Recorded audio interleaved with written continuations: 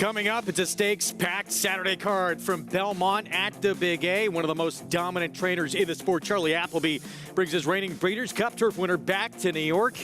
Can Rebels Romance return to top form in his rehearsal run at a Breeders' Cup repeat? He'll face some familiar foes, including 6-year-old mare Warlike Goddess. Once the dominant force in her division, she's been the beaten odds-on favorite in her last 2 outings. Hall of Fame trainer Todd Pletcher is hoping for big things from his 2-year-olds today. Fierceness is one of the most exciting juveniles seen this summer at Saratoga.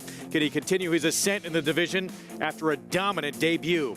Earlier in the card, those same connections will try to win a second straight Frizette with 2-year-old filly Life Talk. All that and more coming up on this special Saturday edition of America's Day at the Races on FS2. It's brought to you in part by America's Best Racing. For the love of the race, visit americasbestracing.net today. Hello, everybody. I'm Greg Wolf. Good to be with you on our FS2 coverage for a big afternoon. Stakes-filled card, including 3 Grade 1s. One of those, that Grade 1 Joe Hirsch Turf Classic, featuring a repeat of the top 3 finishers from last year's Breeders' Cup Turf, Rebels Romance, Stone Age, and Warlike Goddess. They will meet again coming up early on in this card. Here's a look at today's stakes schedule. Fasig-Tipton Waya will be our first graded stakes action of the afternoon, coming up in just a few moments. Then that rematch of those top 3 finishers from last year's Breeders' Cup Turf.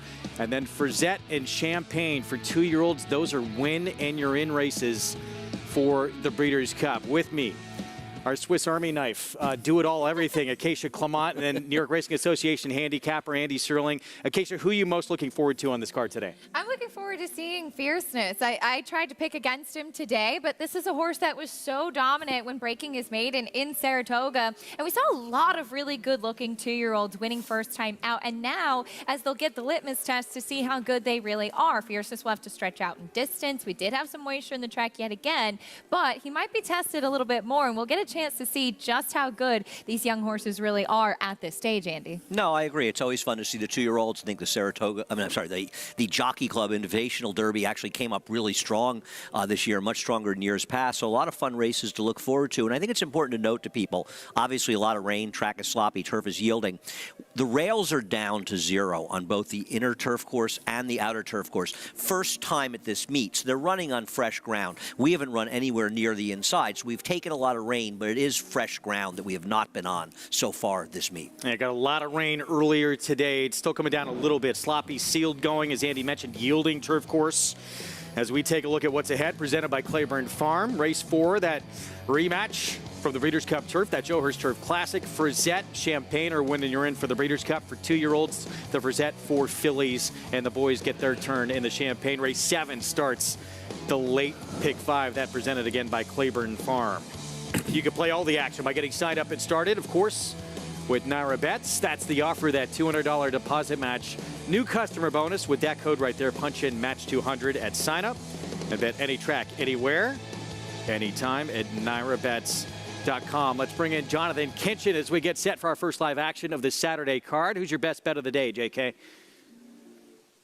Well, there's a lot of great racing, right? There's a lot of races to pick from, some exciting horses to see. I'm excited about seeing General Partner in the Champagne. But my best bet of the day is in the Belmont Turf Sprint. Race 6, I love the 7, Today's Flavor. It's a horse that has shown a ton of early speed in a lot of his races. And the majority of those races have taken place on the dirt. The last race, however, did take place on the turf. Didn't show a ton of that early speed like this horse can do in that last race. Kind of a test drive over the turf course, as it were, and I think this horse is going to be sent to the front end in here. There's been a couple of big scratches. Obviously, Big Invasion's going to run in Canada, in Toronto, and then the horse to the outside, Nothing Better, another speed horse that's not in the race. I think Today's Flavor is loose in here, and I think he could be extremely tough to beat. You're not going to get the 8-1 of the morning line. I think he'll be closer to 3-1, 4-1, but I do think that's my best bet of the day.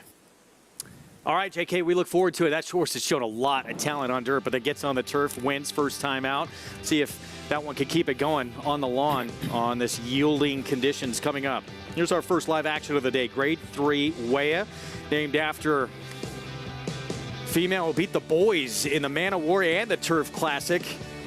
After coming here with a very successful campaign in Europe, mile and 3/8 on the turf in the rematch between Parnack and McCulloch, who was the odds-on favorite and beat that day. We'll see if Parnack can do it again. Here's Idea Generation for Chad Brown and Klarovich. Obviously, in as a rabbit, feeling that last time out McCulloch was compromised by Parnak getting loose in the lead. Idea Generation not good enough to win, but Chad Brown, much as he did in the Woodward last week, effectively to get Xana the win using her as a rabbit. So we'll make a repeat performance for Parnak a little more difficult from that Flower Bowl. Yeah, she might have some company in the front end. She got very comfortable on the lead last time. Dylan Davis was aggressive with her. Will likely try to put her in the same spot. No question, the one to beat. Chad Brown's won 4 straight Wayas. He's got McCulloch at odds on. Yeah, she's an extremely likely winner. This race, a horse very close to Chad Brown, named for Mary McCulloch, who worked for Chad Brown. First person actually worked for him many years ago. He's very close to, and McCulloch, very, very much the one to beat today. And Sister O'Toole on the outside at 5-1 for Graham Motion. Manny Franco will be aboard this one. Graham just running the one runner in here. She has no early speed and has been very carefully placed. We'll see how she stacks up and if she has enough closing kick. Let's head downstairs, see how they look up close and personal. Check in for the first time today with Maggie Wolfendale. And the rain continuing to fall here, Greg, as we'll take a look at that rematch between McCulloch and number 3 in here, Parnak. And starting with McCulloch, as she is your heavy odds-on favorite, she was quite on the muscle that day, going back to the Grade 1 Flower Bowl. A little bit more relaxed, as they tend to be here at Aqueduct. I've seen her carry a bit more flesh and conditioning, but on the flip side of that, as boggy as this course is going to be, it's labeled yielding. I'd say it's probably a little bit worse than that, to be quite honest. She's going to find it easy getting over this course. Now, Parnak, I actually thought she looked as though she could strengthen up behind going into that Flower Bowl. She was able to get away with things on the front end and found that to her liking. She's come out of that race stronger and just overall looking better than what I think she went into it. So I think this is going to turn into a real rider's race, Greg. Could be the case. We will find out here shortly. 1-2 favorites stepping in. McCulloch, she was odds on when she got beat in that Flower Bowl. Parnak, the 3 in today's race. Won at 8-1 going gate to wire, but she could have company. Grade 3 Waya. We start off our stakes action. Let's go upstairs to John Imbriel. And they're off in the Waya Stakes. And from the inside, it is Idea Generation who goes out for the early lead, with Parnak racing in second, and then McCulloch in third, and Sister O'Toole is the early trailer in fourth as they begin the 11-furlong journey. Idea Generation leads here by a little more than 2 lengths. McCulloch and Parnak are right together, second and third, and Sister O'Toole is the trailer. They come into the stretch now for the first time, the opening quarter over the yielding turf in 25 seconds. Idea Generation sets the pace, leads by 1.5 lengths. Parnak and McCulloch, they are right together, second and third. Sister O'Toole continues to trail. Idea Generation has the lead here, and we now have 1 lap remaining. Idea Generation in front here by 2. Parnak second by a head. McCulloch, the big favorite on the outside in third, and Sister O'Toole. So positions unchanged as the field goes into the clubhouse turn in this Grade 3 Waya. Idea Generation now opens up. Idea Generation with a 3.5 length lead. Parnak is second by a length, and McCulloch is in third, a half dozen lengths from the front. Sister O'Toole is fourth. Idea Generation, longest shot in the race, leads by almost 3. Parnak is second by 1.5 lengths, with McCulloch in third, and Sister O'Toole. Idea Generation, the lead is down to 1.5 lengths, with Parnak getting closer, 3/4 up in 1:17.1. McCulloch runs in third, also getting closer to front-running Idea Generation. Idea Generation by 1.5 lengths, now by 2 again. Parnak is second by a 1/2 length. Now McCulloch is asked to pick it up, and she responds, quickly taking second. Sister O'Toole follows the move of McCulloch as the field hits the top of the stretch, and the stablemates are 1-2. Idea Generation on the inside, and McCulloch on the outside, with Sister O'Toole now in third. Parnak is in fourth. It is Idea Generation and McCulloch driving on the outside. Idea Generation and McCulloch, and now McCulloch takes the lead in deep stretch, and it will be McCulloch and Irad Ortiz Jr. to win the 20th running of the Waya Stakes. Odds-on favorite McCulloch wins for Chad Brown, make it 5 straight in the way. And for a moment, it looked like the rabbit in here for these same connections might pull this upset off. Yeah, Idea Generation. She went out to the front end and she got very comfortable out there. And oftentimes pace is really such a big benefit, but just late with the big kick that McCulloch has. And she finished up well and she got the setup that she needed today, Andy. And to give people an idea of how much rain we've had, they just went 220. This is a course that has not been used as grass, so even though it's wet, it's pristine. We haven't been on these, I don't know if we've run on this since April, honestly. So it has really, really taken a lot of rain here, and it does make you feel a little bit. Now, this is on the inner turf course. One of the inner turf races are on the inner, the other two are on the outer, but it makes you wonder about the value of speed in these turf races today, because Idea Generation not only enters a rabbit, she's obviously proven to be an inferior foe, and now maybe Parnak just didn't handle the turf. I mean, she's not, okay, she got a little lucky in the flower bowl, but she's not that bad, and she just didn't handle the going, and the 6 isn't that good. Idea Generation has ran the best race she's ever run as the rabbit, and you wonder if the speed is very helpful on this kind of course. Something to keep our eyes on here. 2-5 favorite McCulloch coming in, already over $1.5 million in earnings. And now adds the grade 3 Waya to the resume as well. Rat Ortiz Jr. for Chad Brown. 7 total wins in the Waya for the Brown Barn, and now 5 straight. Teaming up here with Klarovich Stables with this odds-on favorite who rebounds off that disappointment from that Flower Bowl this summer. And she'll look to use this as a springboard to the Breeders' Cup Filly and Mare Turf. And obviously those Breeders' Cup races are going to depend a lot on what Euros come over, but you've got a very much stronger field in tomorrow's EP Taylor with a lot of potential contenders for that race. Absolutely. It's Chad Brown. Ryan Martin, Naira. He's already getting the scoop. Ryan Martin, Naira, there's 3 of them. He works First very on the tough. scene. First on the scene. He is very tough. He works so hard getting the notes. He is a hard-working man. That's right. Always right there. Yeah, but McCulloch, she was the best horse in the race last time, best horse in the race today, and we'll see what the future holds for her. Yeah, no, she's turned into a very, very nice horse, and the fact that she's gotten better with distance is something that really is a feather in her cap, though. The Breeders' Cup Filly Mare, 1.25 miles this year, I think so. 5-1, 6-3 finish, 2-5 favorite. McCulloch rebounds off that Flower Bowl defeat at odds-on with a victory here on this yielding turf. Rat Ortiz Jr., Chad Brown, Klarovich Stables. Prices when we come back in the Grade 1. Joe Hirsch Turf Classic is next.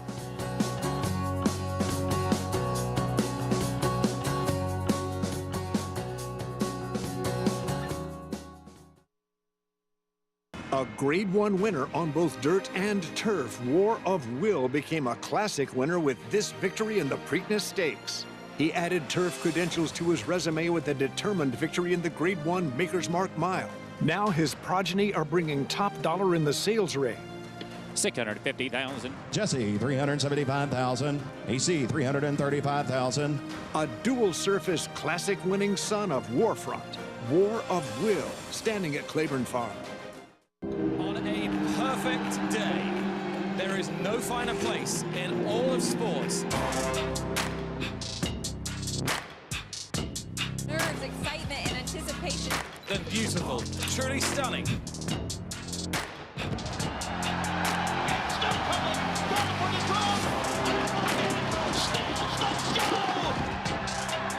For the Breeders' Cup World Championships.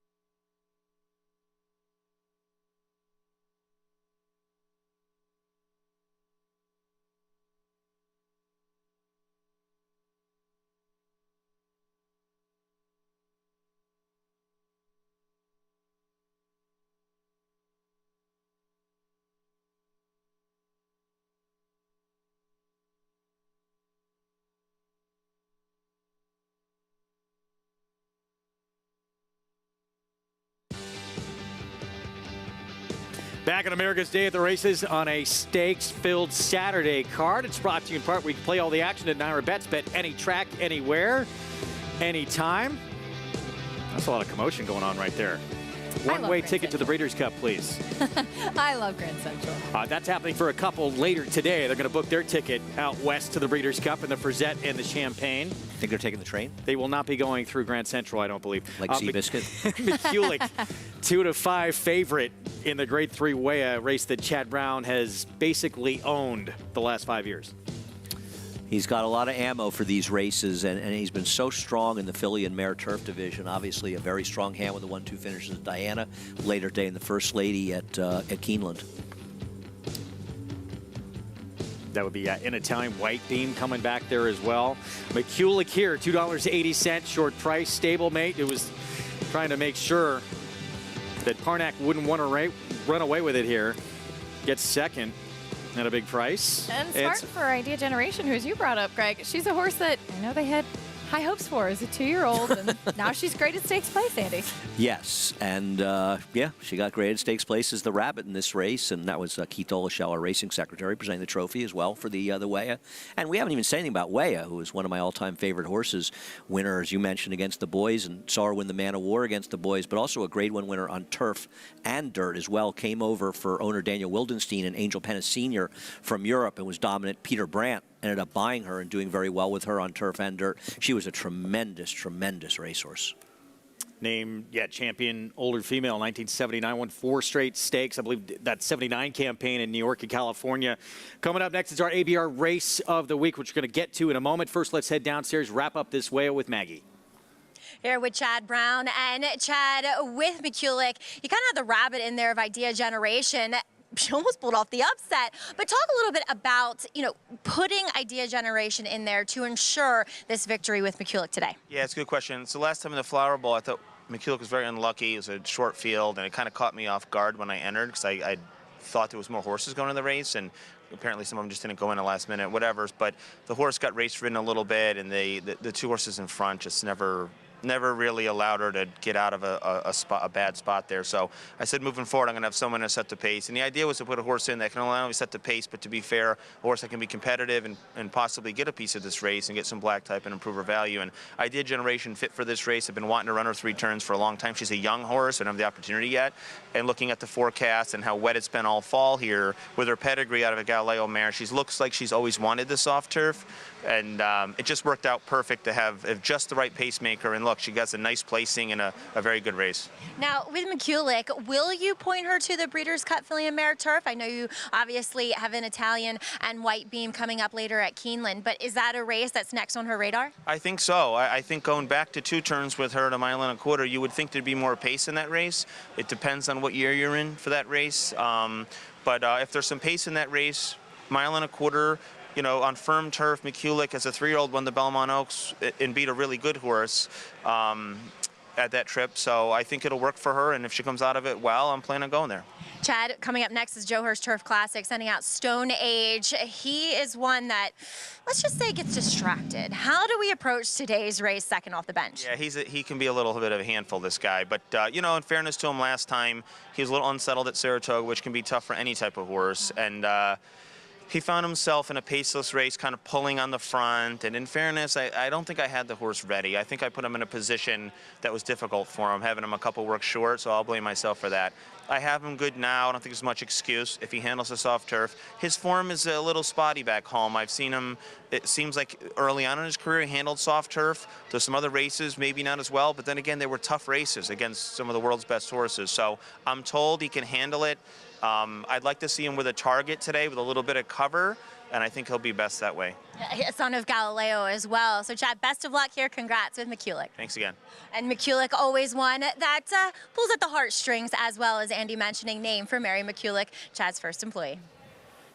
Yeah, and daughter of Frankel, of course, with ties to Chad Brown, where he got his start in the game. And I know it was very special, as Chad had alluded to, kind of McCulloch's coming out party when she won that Belmont Oaks, which was actually on Bobby Frankel's birthday, and kind of one of those moments that makes you believe in the racing gods that we often talk about. But the good thing about it, too, Andy, it's always a stress when you name a horse after somebody, and you hope that they're going to live up to it. And luckily, for the connections, McCulloch is very good as well. Yeah, he said to me before she ran, she's actually an entry with Consumer Spending in their debuts. They ran 1-2. Consumer Spending's in that EP Taylor tomorrow, both hopefully getting the Breeders' Cup. And Chad Brown said to me, I think I got the right horse to name for Mary McCulloch. I hope so. Coming up next, Maggie had talked to Chad Brown about Stone Age. Second start under his care. Was a little more forward in that race. It looks like wants to follow some horses today here and may be a little more ready for a better performance in our ABR Race of the Week. Grade 1, Joe Hirsch Turf Classic, and a rematch of the top 3 finishers from last year's Breeders' Cup Turf, won by Rebels Romance, 2-5 favorites. Stone Age was second in that race, and the mare, Warlike Goddess, was third. She's currently 6-1 on the board. Well, he was known as the Dean of Turf Riders. Joe Hirsch was a standout among his peers in a career that began back in 1954. He collected countless awards over the course of that riding career, but also was so much more than just a turf rider, acting as a teacher and mentor to so many who would follow in his footsteps. When his last column appeared in the Daily Racing Form on December 6, 2003, announcing his retirement, Joe Hirsch stated he was the luckiest feller in the world. Hirsch, however, made everyone else he encountered feel as if they were the luckiest person in the world. When Hirsch left this earth in 2009, things became a bit darker for all who knew him and for those who only knew of him. The awe over the sport's most legendary turf rider's 55-year dedication to his craft and his excellence as a human being remained unchanged. Joe is one of those rare journalists that people liked and respected. I don't necessarily know that there was a fear in them. If you have that respect, people will tell you things that they necessarily wouldn't tell somebody else. And knowing that he would treat it in the proper way, and he just never, he never disparaged people.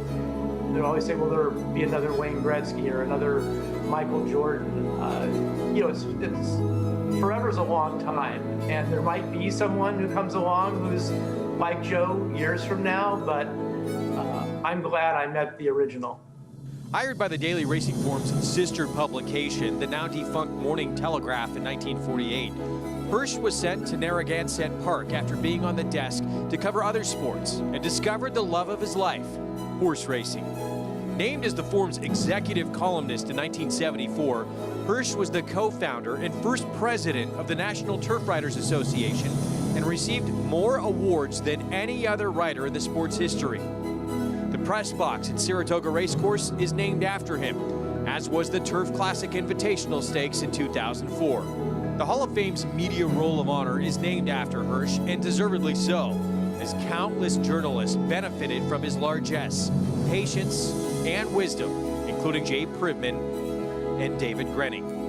One of his most memorable sentences was about 5-time Horse of the Year Kelso, in which he wrote, "Once upon a time, there was a horse named Kelso, but only once. Once upon a time, there was a turf rider named Joe Hirsch, but only once." An incredible 55-year career with the Daily Racing Form, passed away in 2009. Leading voice in this industry for so many years. This race named in his honor. Joe Hirsch Turf Classic coming up, and the top 3 finishers again from last year's Breeders' Cup Turf will reunite in this Grade 1 event. 1.5 miles on the turf. We'll have it for you when we come back on our Saturday coverage here on FS2 of America's Day at the Races. The rumblings started early and only intensified, with performances that sent shockwaves across the nation.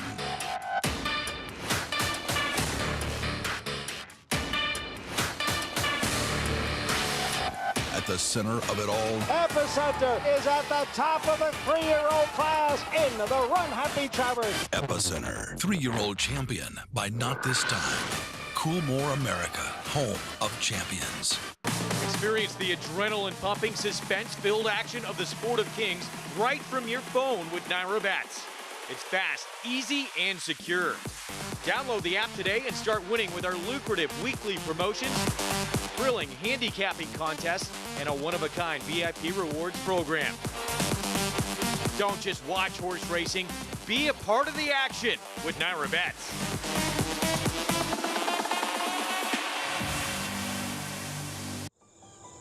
Any success that we've enjoyed is directly attributable to the men and women who first bring horses to us to sell. It's not a chicken and the egg situation in the thoroughbred industry or in the auction industry. You got to have good product. If we're able to attract quality horses to our sale with quality men and women selling them, we're going to have good sales. We provide a platform for the auction of thoroughbred horses. Our mission is to do that with the highest level of integrity and service. We are the oldest thoroughbred auction company in North America. The stops at Fayetteville are circled on a calendar and are not to be missed. The product that our customers are able to provide is sought after throughout the world. Well, I believe the future of Fayetteville is extremely bright.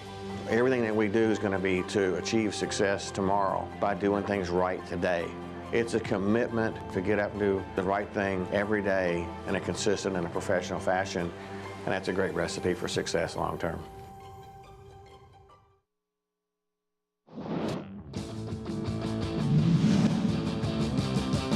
The field is in the stretch. Here is Roar Like Goddess coming up to challenge Astronaut and Bye Bye Melvin. Soldier Rising advances down at the rail, and then it is Rock Emperor, and the field is coming to the finish here with Roar Like Goddess, and she's gonna beat the boys today in this Grade 1 Joe Hirsch Turf Classic, and she won it by 3 lengths.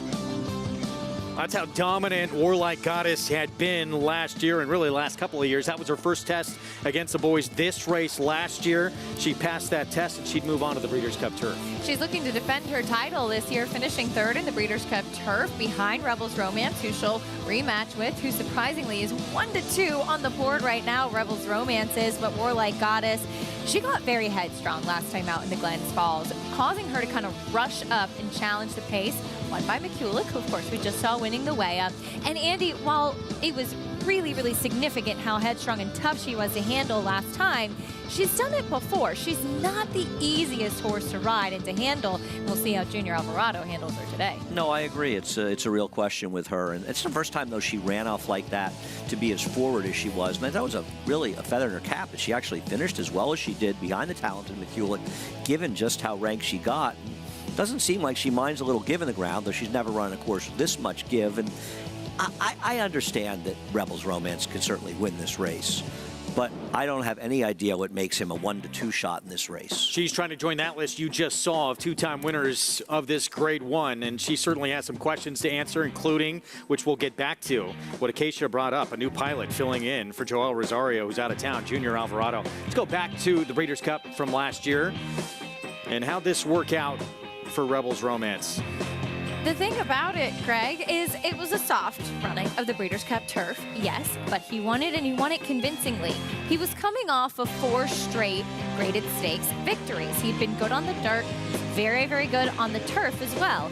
This year, we're seeing him now in October with only 2 starts since the Breeders' Cup. One was a very disappointing performance in the Shima Classic behind Equinox, who is a world talent for sure. And then he lost his rider in a slow pace in the Bowling Green, so you certainly can't hold that against him. But I'm concerned, Andy, is that we just really haven't seen him much, and we haven't. It's not like we've seen a good effort from him since the Breeders' Cup. I completely agree with you. And yes, he beat 2 of his chief competition in this race in the Breeders' Cup. Different turf course, a long time later. He's barely run this year. Yeah, he wasn't beating Equinox, but the Godolphin horses run better than that over in Dubai. They have a way of running their best races in the big races on World Cup night. And also, Charlie Appleby's horses almost couldn't lose any race they ran in North America over the previous 2 seasons. That has simply not been the case in 2023. Is he the same runner? We're going to find out coming up. The public right now believes so. He's the 1-2 favorite. Let's head downstairs to Maggie. Now, Greg, I really liked Rebel's Romance going into that Grade 2 Bowling Green. I thought he was much the horse to beat. Unfortunate incident obviously prohibiting that. But I like him here once again. In fact, his trainer is the aforementioned Charlie Appleby, stating that I'd be surprised if he did not win this Joe Hirsch Turf Classic. Well, I'm looking at much the same horse as what I've seen in the past. He's a big, good-looking son of Dubawi, and, you know, has a lot of ranginess. I know Acacia talking about this horse quite frequently, saying that he doesn't look like your typical Dubawi, and that he's got a lot more leg. He doesn't have that real round barrel. He's got a lot more scope to him than your average one. He's been accompanied by the pony with the red hood. That's very typical of all Charlie Appleby's runners, and him. And he's very forward and energetic, much like he was every other time I've seen him. But let's check in with the mare. That's number 2, Warlike Goddess, as she has been really quiet for her. Again, comparing Saratoga to Aqueduct and how these horses behave, you have to watch it, because Saratoga is just a whole other kettle of fish. But she's even more quiet than what I've seen from her, even going back to outside of Saratoga efforts. Wish she looked a bit better in her coat. Now she's certainly one that's framed to like a course with give in it. And then we'll take a look at Stone Age here, who is a handful again. He's distracted, he's been screaming, not quite as bad as up in Saratoga, but they had to do him on the walk. He does look a bit more fit though, Greg, so we'll see how he negotiates the running today. We might see him headstrong once again. Start number 2 for Stone Age in the Chad Brown barn, looking for just the 3rd win of his career as we kick off our post parade for the Joe Hirsch Turf Classic. We start with Long Shot So High at 63 to 1. He's probably going to be the pace setter in this race, but you're probably so high if you bet him today. The dominant marathon turf mare in the country the last couple of years. Warlike Goddess, another test against the boys, trying to repeat in this race. And it's interesting, Maggie's comments about her in the paddock, and yes, comparing Saratoga to Aqueduct, but she's usually one that's pretty fired up before races. We'll see if she can defend her title. Todd Pletcher with Grand Sonata comes off a win, but this much tougher. You're right. Should be forwardly placed, which could help him. Todd Pletcher's seeing if he can improve going a longer distance. Here's the Breeders' Cup Turf winner from last year for Charlie Appleby. Glad we get a chance to see him back. Horses have come out of that paceless Bowling Green and run well. Pioneering Spirit, 5 wins the last 6 starts, the only defeat in Grade 1 company. Yeah, and also with more distance. I don't think he really wants to go this far, but at least he's in great form. Soldier Rising for Christophe Clement has Dylan Davis. He finished second to Bolshoi Ballet last time out. He unfortunately was impacted when Rebel's Romance unseated his rider in the Bowling Green. Here's the runner-up from last year's Breeders' Cup Turf, Stone Age. I do think he'll run a lot better today, and if you took him at 2 to 1 last time in the Sword Dancer, maybe you should consider taking almost 4 times the price today. And Astronaut, Kendrick Carmouche on board, went gate to wire in the Grade 2 Red Smith late last year at Aqueduct. He ran a big race that day. He was 3rd behind Warlike Goddess in the Turf Classic last year. Unfortunately, we only saw him once in a poor effort in the McDermott since then.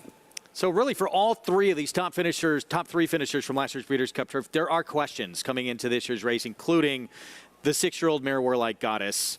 Beat it odds on the last couple of starts. There she is. She's 5 to 1 right now. She's going to get a new pilot today with Junior Alvarado. Absolutely. And Junior Alvarado rides a lot of horses for Belmont. He works a lot of horses in the morning. And while he has not been the regular rider for this mare, I'm sure that he is familiar with her. And like Andy said, the fact that she was dragging Joel Rosario up towards the front end and still finished as well as she did, she's going to get run down by McCulloch here. And it's understandable after fighting her rider, Andy, for such a long time that she just didn't have quite enough at the end. Can she be more relaxed today? No, I mean, they're all really good questions. But it is unusual that a horse is able to finish as well as she did, given how ranked she got in that race. Even a good horse as good as her. So many horses just throw the towel in. So I do expect a good performance from her, and I picked her. I just think that in relative terms, 5 to 1 versus the 1 to 2 on the favorite, she's just considerably better value. 5 to 1 right now on Warlike Goddess, trying to tackle the boys again. We check in with Jonathan. What needs to go different for her today to be successful, JK? I mean, I think she might need a helicopter to fly her to a racetrack with less qualified horses. I love Warlike Goddess. I've been a huge fan of her throughout her entire career. I've singled her probably 15 times, it feels like, in multi-race wagers. The problem is that I don't think she's quite as good as she used to be. And I also think that when she was really dominant, she was facing significantly easier fields. She wasn't facing horses like Rebel's Romance or horses like Stone Age. And that's my biggest concern with her, is that she gets bet and she just doesn't seem to be the same horse. I will say this, though. Anytime she gets a different rider, because she's such a tricky horse to ride, I'm always interested to see if maybe that rider can kind of figure her out. Rebel's Romance is just the best horse in here.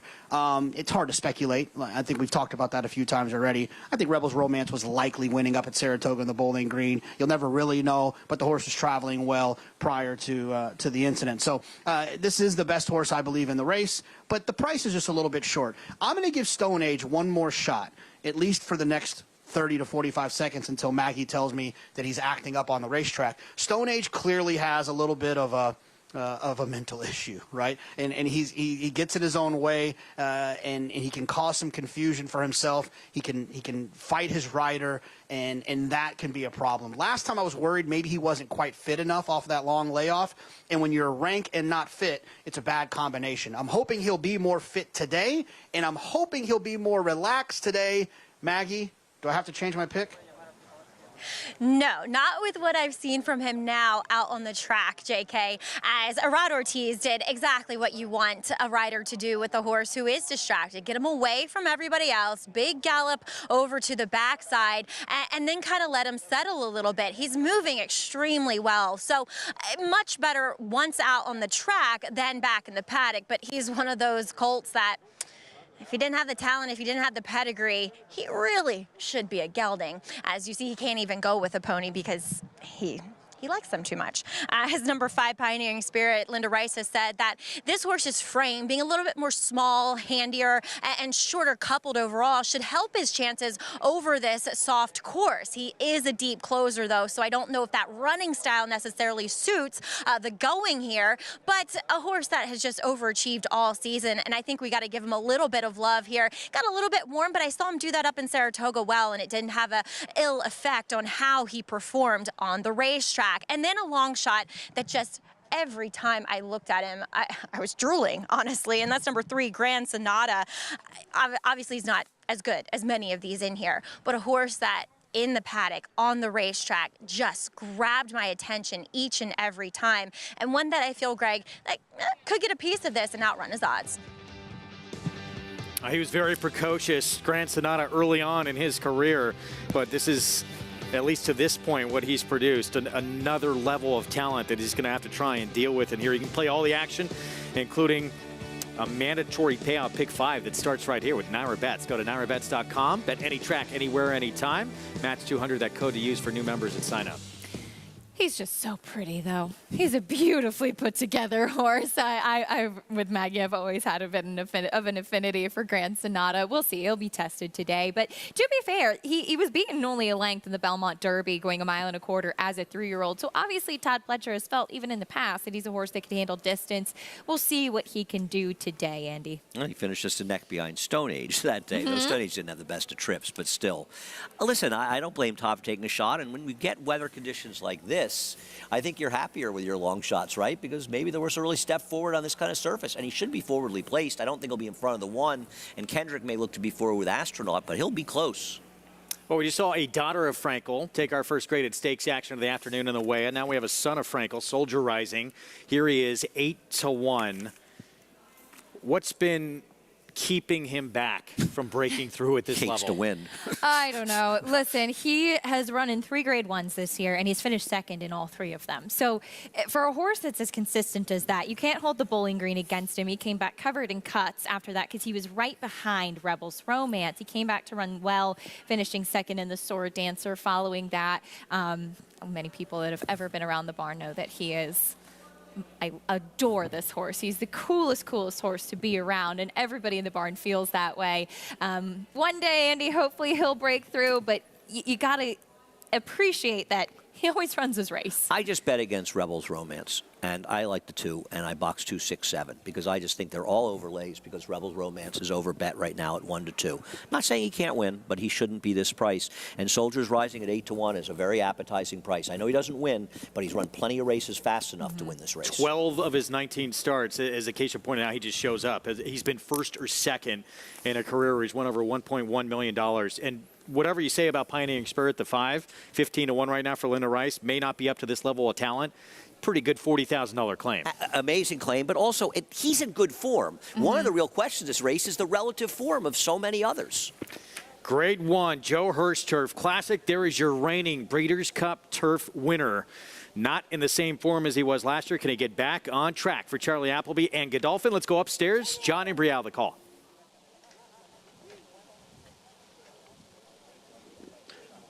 And they're in the gate.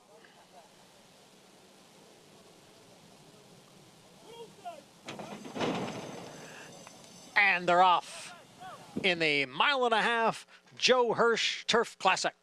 And from the inside post, So High will be the early leader, as Pioneering Spirit runs in second, and the favorite Rebels Romance is third here in the early going. Grand Sonata down at the rail in fourth. Stone Age is next in fifth. Then it's Warlike Goddess in sixth, followed by Astronaut, and Soldier Rising is the trailer in eighth. And they come into the stretch now with So High opening up here. So High has opened up a 7-length lead. Pioneering Spirit runs in second, and Rebels Romance unhurried in third. The opening quarter over the yielding turf, 24 3/5 seconds. Down on the inside is Grand Sonata in fourth. Then comes Stone Age and Warlike Goddess. Those two are right together. And at the back of the pack are Astronaut along with Soldier Rising. And now So High just goes on with it here and has opened up by better than a dozen lengths. Ran the half in 49-2. So High is isolated on his own here, taking the field to the back stretch. Then that big break to Pioneering Spirit, who is racing in second. Rebels Romance on the outside is in third. Then comes Grand Sonata down on the inside in fourth. The mare, Warlike Goddess, down at the rail, past there by Stone Age. 3/4 up in 1:15-3 as the field races midway up the back stretch. And So High continues to maintain this huge advantage. Pioneering Spirit in second, and Rebels Romance is next in third. Then Grand Sonata, followed by Stone Age, Warlike Goddess, Soldier Rising, and Astronaut. It is So High going around the far turn, and the lead is about 15-17 lengths.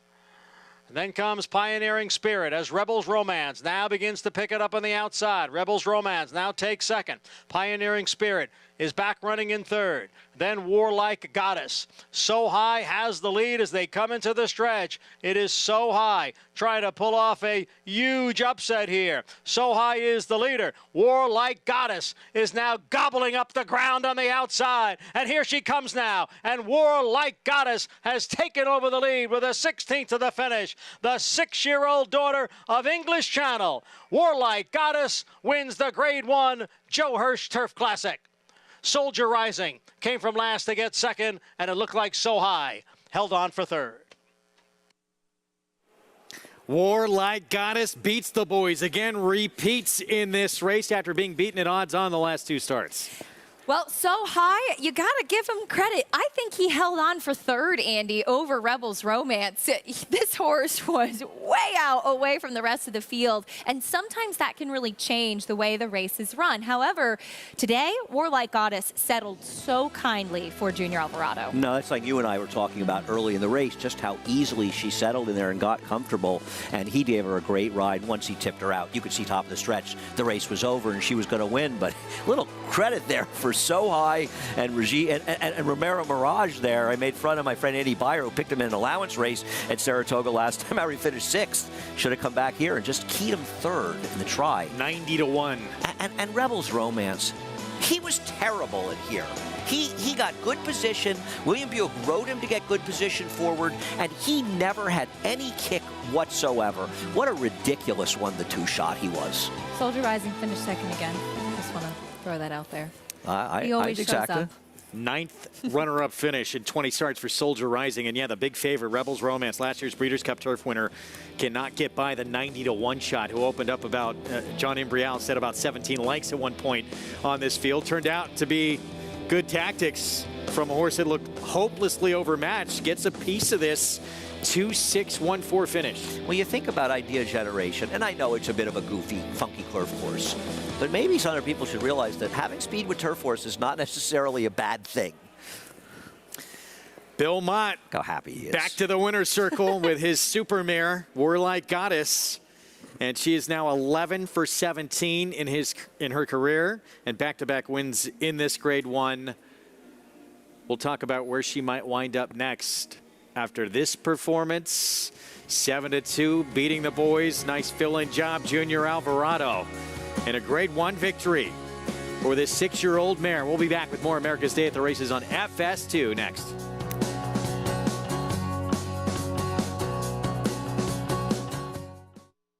Curlin was the leading sire of Grade 1 winners in 2021 with 5 and 2022 with 6.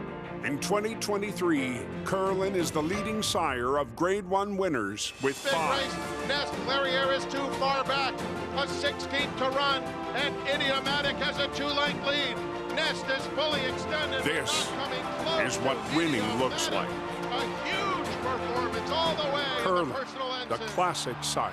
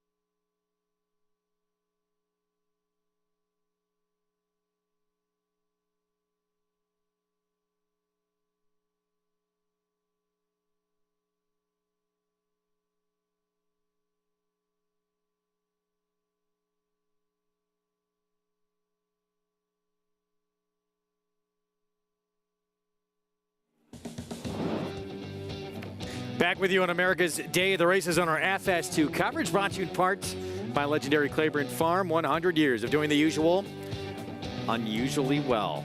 Grade 1, Joe Hirsch Turf Classic in the books, and Warlike Goddess joins a small list of multiple winners going back-to-back in this race. And just have to give a quick shout out to Susan Garrett and her champion floral blanket. She and the team rushed and made a second blanket this week for the rescheduled Joe Hirsch Turf Classic, the last 3 Grade 1s in New York this year. Got to work with them over the summer. They do an amazing job, and just such wonderful people and volunteers that make the beautiful blankets possible. And nice to see this race mare get back in the winner's circle, because I think you could look at her and say that her form was declining. I think she'd just been kind of unlucky in races. She wasn't lucky today. She was a week the best. $9.60 for the win for Warlike Goddess. Repeats in this Grade 1. Let's go to Maggie. quite an accomplishment to beat the boys twice in a row and 2 years in a row, Bill, in grade ones. Talk a little bit about this mare, Warlike Goddess. She's 6 years old. We don't often see mares still at the track like she is. Right. Well, she got a late start. I mean, late 3, and she's continued well. She had a great year last year and the year before. I mean, I think she actually was probably, you know, nearly a champion turf mare 2 years in a row. I mean, she probably came up second in the voting the last 2 years. And she's very good, and she likes the distance. She likes the soft ground, and Junior rode her very well today. It was a actually a very impressive race. I mean, he got along with her well, and when he asked her, she said adios. She seemed so much more settled today, just overall. Right. Well, he let her settle leaving the gate. He didn't ask her for anything leaving the gate, and she didn't get rank early, and she settled nicely. And obviously on this heavy ground, or the softer ground, you've got to let them settle. If they do too much early, they're not going to finish, but she finished well. Bill, taking nothing away from her, but I do want to ask you about the filly that you have coming up in the Grade 1 Frizette next. And just FYI, she managed to get up, but she looks like a filly that's crying out for a mile. Right, I think she is. The big question mark here is how she'll handle an off track. She's got kind of a big round foot on her, and I don't know how she'll handle this kind of going. She's trained very well, and I think she's a very good filly. I think the big question mark today that is very unanswered right now is how she'll handle this kind of racetrack. Well, wishing you the best of luck with her. Always fun to have these young propositions, but always good to see the old mares get the job done. Old men and old mares. That's the way to do it. Bill, thank you. And it's so much fun watching Warlike Goddess. Just when you think she's done, she comes back and wins like that, Greg. Yeah, her demise slightly exaggerated. She's still got some life in those 6-year-old legs. And there's Junior Alvarado holding the hardware. What does she do from here? Obviously, I know a lot's going to depend on who shows up and what races in the Breeders' Cup. I think they cross-enter in the filly and mare turf and the Breeders' Cup turf. They obviously would prefer probably 1.5 miles for her. I don't think 1.25 miles is that big a difference. And the 1.25 miles is the boys. Right. The 1.5 is the open. Boys is the main Breeders' Cup turf. 1.25 is the filly and mare turf. I think you have to judge the competition. If some really good Europeans are coming over, you might be reticent to take them on. And depends, will some tougher European fillies, are there that many good fillies and mares that are that tough over there? So I think you have to survey the fields and look what's your best chance to win. Either way, she's good. And, too, Warlike Goddess, she had legitimate excuses in her last 2 races, too. She's a 6-year-old maybe, but she's by English Channel. They get better as the distances get longer and as they get older, too, and she's just a perfect example of that. She's fun to watch, and it's even more fun when you do have a mare like she is, who's just much the best, once again, versus the boys. Up next, it is a win and you're in for the Breeders' Cup in the Juvenile Fillies division. Grade 1 Frizette, field of 6 will line up. And it is Emery for Brad Cox, who opens up right now as an even money favorite. Debuted on a sealed, muddy racetrack at Saratoga and was dominant, beating that group by more than 5 lengths. Manny Franco will be aboard. Talk more about this field in a moment. We're going to look back to this division and what took place yesterday at Keeneland. Todd Pletcher getting his first ever victory in the Alcibiades. Which is amazing to think that he hadn't actually won the race before. But this was Candide for Eclipse, as she was able to run down Vivi's Dream, who had won the Pocahontas quite impressively prior to that and had foundation at the distance. Candide was making just her 2nd start. Now, when she broke her maiden at Saratoga on debut, she never switched leads. That was the case again yesterday, Andy. So I certainly don't love that. It looks like she's still figuring things out, but she was very good and impressive, and good to see Louis Saez back on the track and in the winner's circle. I agree, and so it could be a big weekend for Eclipse when you consider that they have the likely favorite, the very, very talented Locked coming up in the Breeders' Futurity. Big win for her, 85 buyer. I don't think that Vivi's Dream, the horse was second, lost anything in defeat. Bright Work, obviously, a big disappointment. Has it been a bit of a heavy workload and some tough races up in Saratoga? Or more likely, is she a horse that's probably more suited to those shorter one-turn races? She can point to them going forward. It's hard to see her as being a Breeders' Cup contender off that effort. I look forward to seeing her come back. Yep. So Candide moving on to the Breeders' Cup Juvenile Fillies for Todd Pletcher. As you get a look at Saez aboard for the win, his second win in that race, and we'll see if Pletcher can add another one. Life Talk, who was the morning line favorite, right now second choice, though slightly, coming off that mile maiden victory at Saratoga, won by more than 6 lengths in that performance. Her graded stakes debut coming up on this sloppy sealed surface in the Grade 1 Frizette when we come back on our FS2 coverage.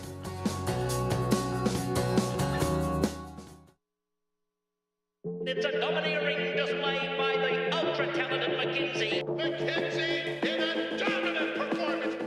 $1,200,000 right there. $1,200,000. 25, 550. Mitchell, 550,000. And now 500. And 500,000. Thank you. 450. 75. 475,000.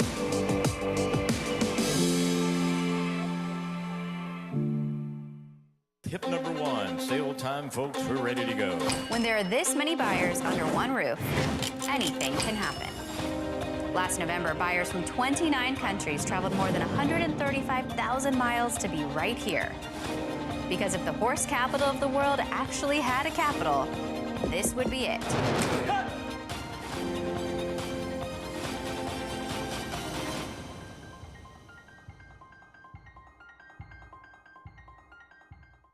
The Factor, a perennial leading sire of winners. He was third in the nation by winners in 2021 and 2022. His progeny include Grade 1 winners Sistron and Noted and Quoted, Grade 2 winner Charmaine's Mia, and Millionaires Bound for Nowhere. And factor this, with dozens of 6-figure yearling sayings, he's a proven sire on the track and in the sales ring. The Factor, standing at Lane's End. Racetrack Television Network brings you every race, from every track, on every screen, every day. With monthly packages starting as low as $5, RTN gives you great value and access to more live HD streaming and race replays than anyone. Visit RTN.tv today to sign up and watch on almost any device, including Roku and Amazon Fire. RTN has packages that start at $5 per month.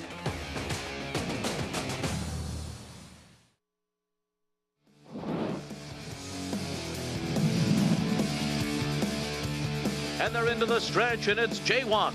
And she arrives at the 8th pole with a 1.5 length lead. Kofefi is full out in second. Brucha La Terra is gaining ground on the far outside. And then it's Cassie's Dreamer down toward the rail, but it's Jaywalk. Jaywalk sharp in victory here in the Frizette. Jaywalk, that's how she did it on the front end. One of 16 winners of the Frizette to be crowned 2-year-old champion filly. And she is a great example of how tough it can be sometimes to go from 2 to 3, because she dominated in the Breeders' Cup Juvenile Fillies race. She was tremendous, and she could not run a step when she was a 3-year-old. It was bizarre. She was very precocious, and sometimes that's the key too, and that's why you really have to be very careful about where you spot your horses and thinking what they're best at. Some of the really early, precocious, quick running types at 2, you can find some of those big races, as trainer John Service will look to win the Frizette again with Irish Maxima. She's undefeated and will stretch out in distance, and she has a lot of early speed as well. Is she Jaywalk Jr.? We'll soon find out, Andy, but she was a fun filly, Jaywalk, to follow. Oh, yeah, no, she was terrific. I just, I mean, I don't think it takes away from her talent what happens at 3-year-old. She just wasn't the same horse anymore, and sometimes that happens. Take a look at some of those 16 that won this race and were crowned champion 2-year-old filly. Most recently, the brilliant Echo Zulu, who I think, regardless of male or female, is probably the top sprinter in the country right now. She definitely trained on after her 2-year-old season. So how many of these won the Breeders' Cup? Echo Zulu did, Jayhawk did, Miss Aurelia, Indian Blessing, Storm Flag Flying, it's unbelievable. Golden Attraction lost, right? I think she lost to My Flag. That's quite a list. Family Style, I don't believe, won it. That was the one at Aqueduct. So all but 2 of them. And Storm Song did for my man Nick Zito up at Woodbine. Well, take a look at this year's group lining up. Even money again on Emery for Brad Cox. We'll see what Life Talk could do as well. She has that victory at a mile, which will be today's distance. So she has that benefit in her corner as we get a look at her getting saddled. She's a filly by Gunrunner who seems like he's just the sire of almost every Grade 1 winner we talk about recently. But this is a filly who, she's still quite green in the running of her races. She shied in at the beginning of her debut, and then in the stretch, you're going to see her. She kind of a couple of times ducks down towards the rail. That being said, you look at a horse like Agate Road, who we saw win for Todd Pletcher in the Pilgrim on the turf on Wednesday this week. He was a horse who showed a lot of greenness when winning his maiden race on the turf, and while he was still mentally figuring things out prior to the race, and he still has some stuff going on, mentally there was a huge step forward. So you absolutely, Andy, can assume that you're going to see improvement for Life Talk. My point is that she does just need to take a step forward. She probably does, but to be fair, I mean, the second place finish that race improved the buyer figure 9 points going into the next start. So I'm not, that could be a pretty good race. Yeah. I think she's very, now I don't think she's an even money shot in this race, but apparently it's Irad Ortiz day. I mean, he had horses as overwhelming favorites first two races that one of them shouldn't even been favored. And they just can't get enough, Irad. No way is even money warranted here on Life Talk. We'll see if she can win again, but that price is ridiculously short. Let's head downstairs to Maggie.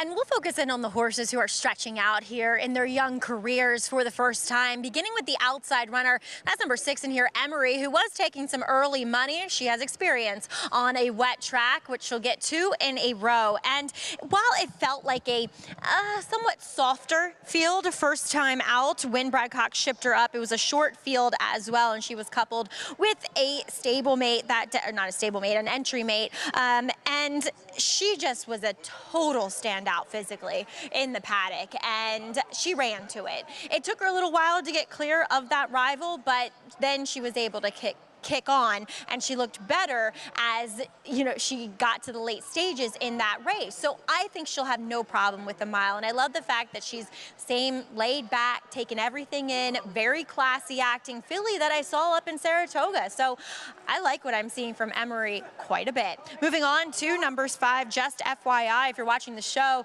you just heard Bill Mott say the surface is a bit of a question mark, because I see what he's saying. Honestly, she's built more like a turf horse than anything, but a little bit more upright in those pasterns.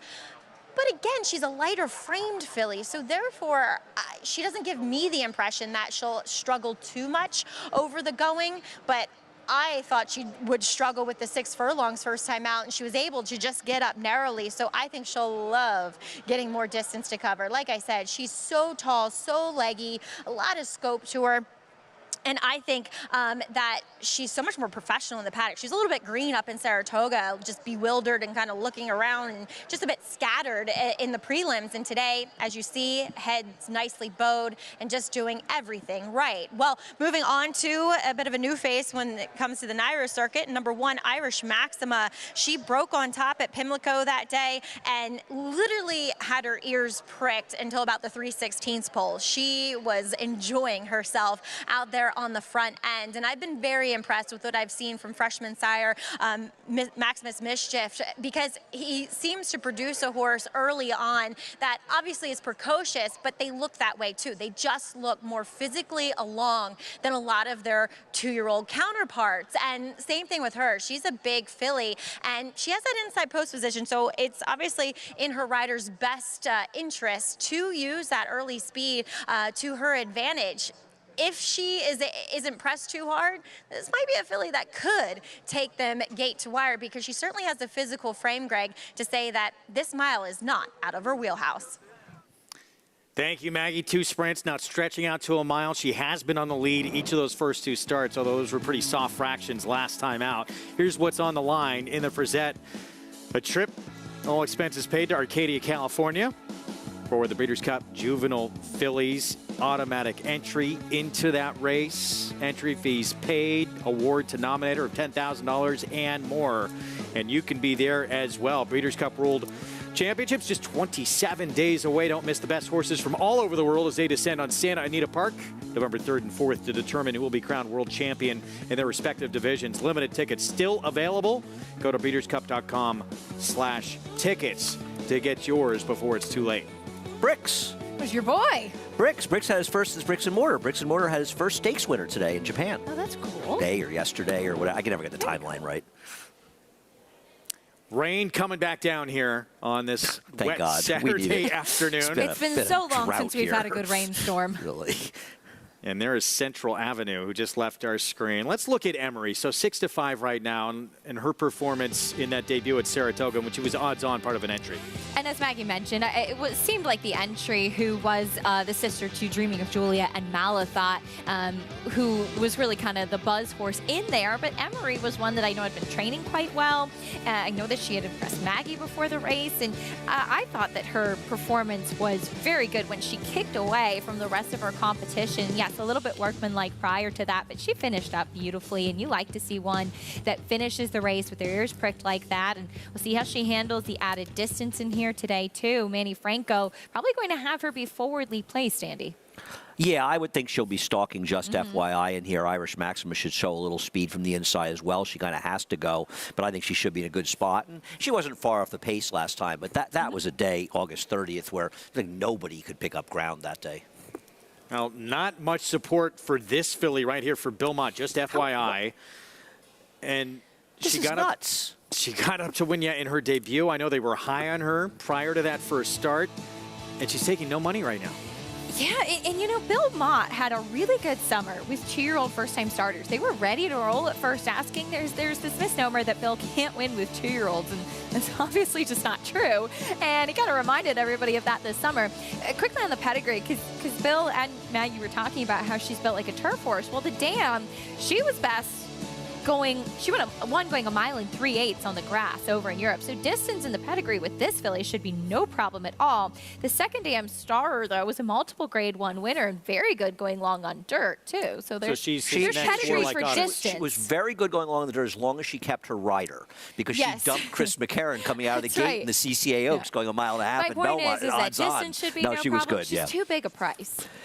This is a crazy price. You know, it's interesting, her owner, who bred her, George Krikorian, now he also owned Warlike Goddess, so he's looking for back-to-back grade 1s as well. They bought Warlike Goddess. I never noticed this, for $30,000. Well, she was in English Channel at the OBS June 2-year-old sale. Okay. Not exactly the place where they're going to thrive. Well, yeah. I wish I could buy. I wish I had known that and gone there and had $30,000 and you were bought the her. underbidder? I bet $1. Over, almost closing in on $2.5 million. Well, Amazing. Just over $2.5 million in earnings now. Here's Irish Maxima. Will she be the one in front from that inside post? She's got to get a lot faster, I think, to beat these horses. But to be fair, it's a dangerous trainer and a sire, by the way, a new sire, Maximus Mischief, who won the Remsen, doing very well. Tom Pletcher looking for a 5th win with Life Talk in this race. She has the win at 1 mile. See how much of a achievement that will be given her foes stretching out. Long shot Princess Indy went by. Here's Central Avenue for Mike Stidham. Central Avenue won on debut at Colonial over Perfectly Wicked, who came back to run the same Beyer speed figure next time. A little bit slow looking. Belmont's just FYI went by. He won this race back in 1998 with Confessional, and here's Emery. How is FYI that price? It's insane. And Emery, one first time out, pulling away. She's your favorite. 3 minutes to post. Win and you're in for the juvenile fillies. Grade 1 Frizette. Let's go to JK. Yeah, look, this is one of those races where I think with 2-year-olds, you'd like to you know that there's going to be some changes, right? Some horses are going to kind of improve. A horse like Emery runs on a muddy racetrack first time out and has a nice figure, but do you trust it? And these horses all look too similar to me to take a short price on the 2 or the 6. I'm going to pick the 1 Irish Maxima, a horse that's drawn inside that has speed. With a rider that doesn't typically ride around here, but I'm okay with that. Because I think that there's only one way to go with this horse. Send away from there, try to make the front end, and go as far as they'll allow you to go. And there's going to be some, like I said, there's some questions that kind of get answered in some of these 2-year-old races where we don't know if Irish Maxima wants to go long. Maybe Irish Maxima is going to appreciate going the mile and is actually going to run better. So, look, I'm going to go down there to the inside, but I agree with Andy as well with the 5, just FYI. Another horse that is just too close to me in ability and in figure based on what we've seen from just FYI compared to the short price 2 Life Talk and the short price 6 Emery. I think that the 5 just FYI is another alternative if I can't get you to get on the Irish Maxima bandwagon. I think one of those 2 are the horses that you want to play in here to try to take advantage of 2 over-bet horses. But like I said, I'll take the 1 Irish Maxima wire to wire. 8-1. on, speaking of the one, that's JK's pick, Irish Maxima. There she is. Can she get the lead? It was 24 opening quarter when she got to the front at Pimlico. That is not that quick. No, but as Maggie said, she was really comfortable on the front end, and I think that that's the key as well. Now, probably Jairo Rendon, who has been her regular rider and is a very strong rider as well, usually based over at Monmouth. He knows this filly well. He'll probably have to send her out to the front from the inside. His hand will be forced a little bit, but I think that this is a filly who should appreciate the distance. She worked 10-2 at the Timonium sale. Maximus Mischief, I think, it's picking up a lot of buzz. She is very, very interesting, and we'll see what kind of trip she can get from the inside. Let's head back down to Maggie. And I think speed could be just really dangerous on this racetrack. It's pouring now.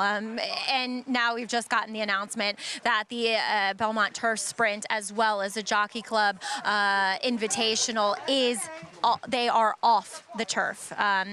It just won't stop raining. I'm gonna need an arc soon, along with these horses. But do want to talk about Life Talk. Obviously, she's the one with some experience at the distance. And as Acacia said, she'd been green a little bit in that race. She never displayed any of that pre-race or anything like that. And if anything, she is a filly that her physicality would suggest that this type of going should be A-okay for her. A daughter of runner out of the Bernardini mare. So if anything, she's strengthened up. She continues to improve with each subsequent start. This is going to be a fun race, and I wonder if the main track is going to be as conducive to speed as what we've seen the turf so far here on our show. We did see a 1 1/8 race wired. So I think you do want some forwardly placed horses here. Greg? Yeah, and Acacia, especially with all this stuff that can be kicking back on you on this wet going, is there more concern to be in front or at least forward and stay out of harm's way? Sometimes, yes, for sure, especially with 2-year-olds. You never know how they're going to handle it. When you train in the morning, you try to mimic every possible scenario, but one thing you can't mimic is running behind 4 or 5 horses kicking dirt up into your face, and so that can be a little bit of a shock for them sometimes on a track that's as wet as this. And, you know, some horses don't care. I mean, you look at a horse like Wet Paint, she just runs through the kickback. She doesn't care at all. But yes, you know, there's kind of the racing adage, clean faces win races, when you're able to stay out of all of that kickback coming back into your face. It can only be a benefit. Post time coming up for this win and you're in for the Breeders' Cup Juvenile fillies in the Grade 1 Frizette, and they're now our even money favorite. 2 fillies have been even money in here. Life Talk for Pletcher and now Emery for Brad Cox from that outside post with Manny Franco.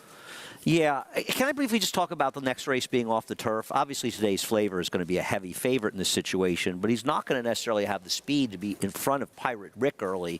And I wonder if Wit, a horse that Todd Pletcher sort of looked to take a shot for going back. So I played some doubles with those horses because you do have to remember these races being off the turf, obviously, and we have multi-race bets coming up. Just thought I'd let that out there. Absolutely. Pick 4 as well. Big late change with what happened here with all this weather we've gotten. So race 6 coming up next, taken off the grass, race 9 as well.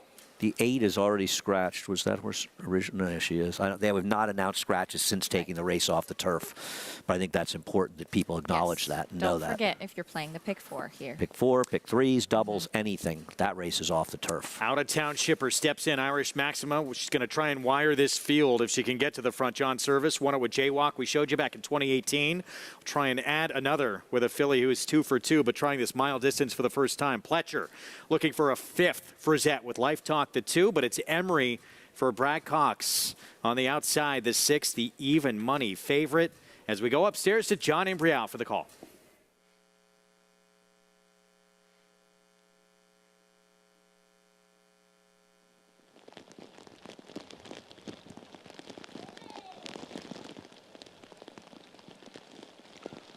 We are ready for race 5.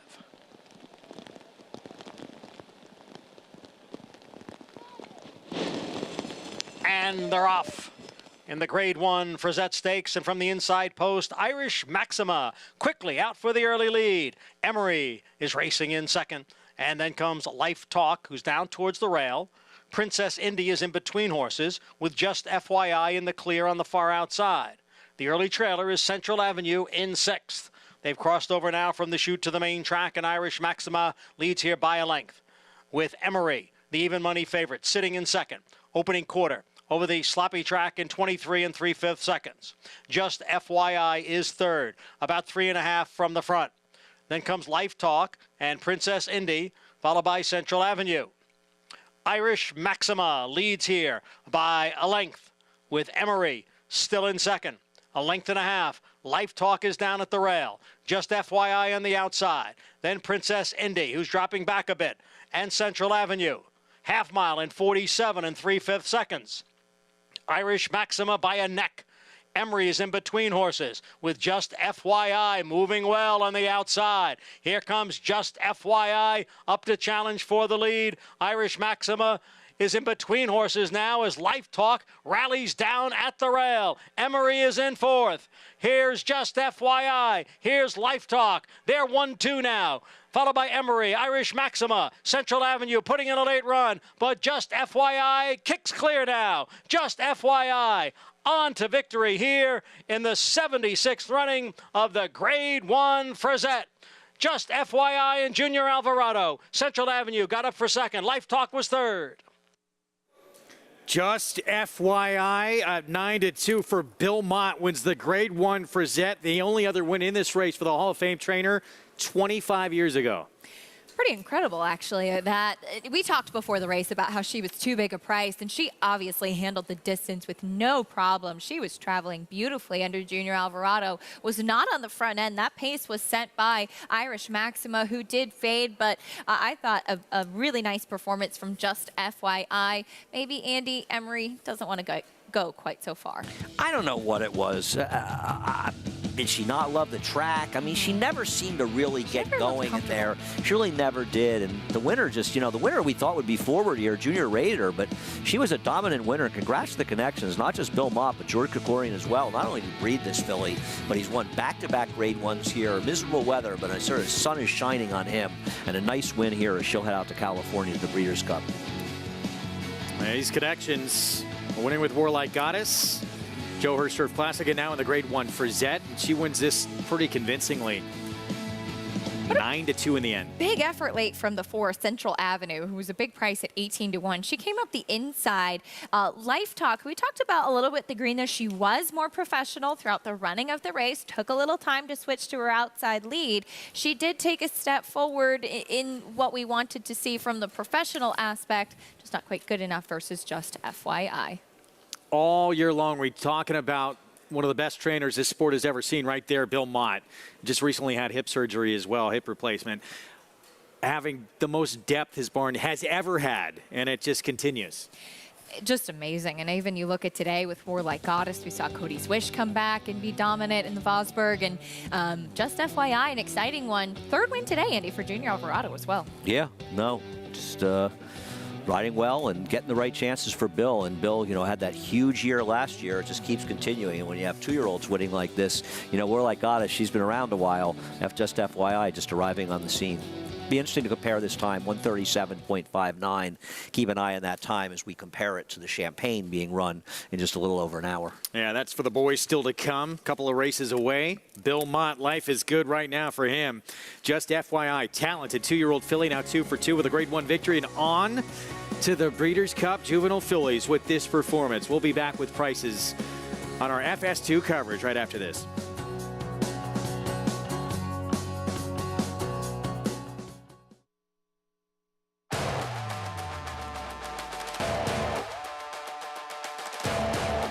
And the stage is set.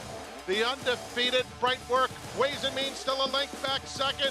These two are dominating. Bright Work is a superstar.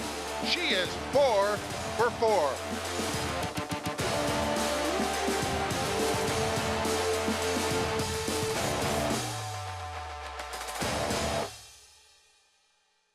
On a perfect day, there is no finer place in all of sports. Nerves, excitement, and anticipation. Than beautiful, truly stunning.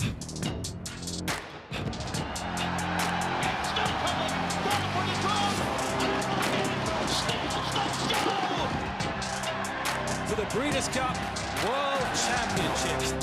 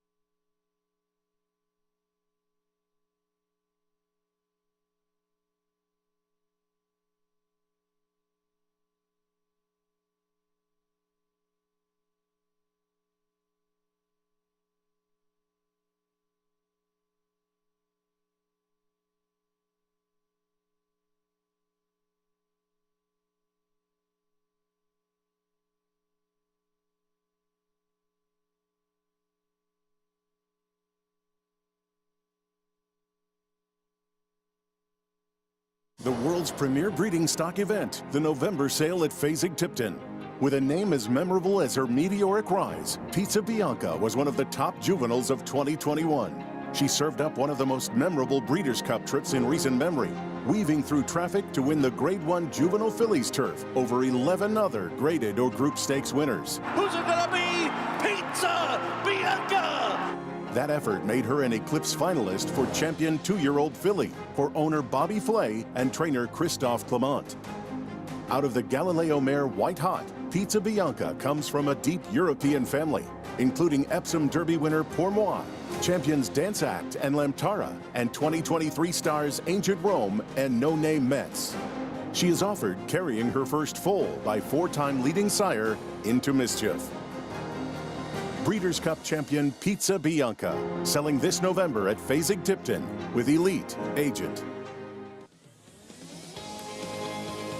Back with you on America's Day of the Races on our FS2 coverage. Junior Alvarado back-to-back Grade 1 wins on the Saturday card. Just FYI takes the Frizette, and it's on to the Breeders' Cup Juvenile Fillies. Our winner's circle lead-in brought to you by the Fasig-Tipton November sale, the world's premier breeding stock event. Nominate now to the sale where stars are sold.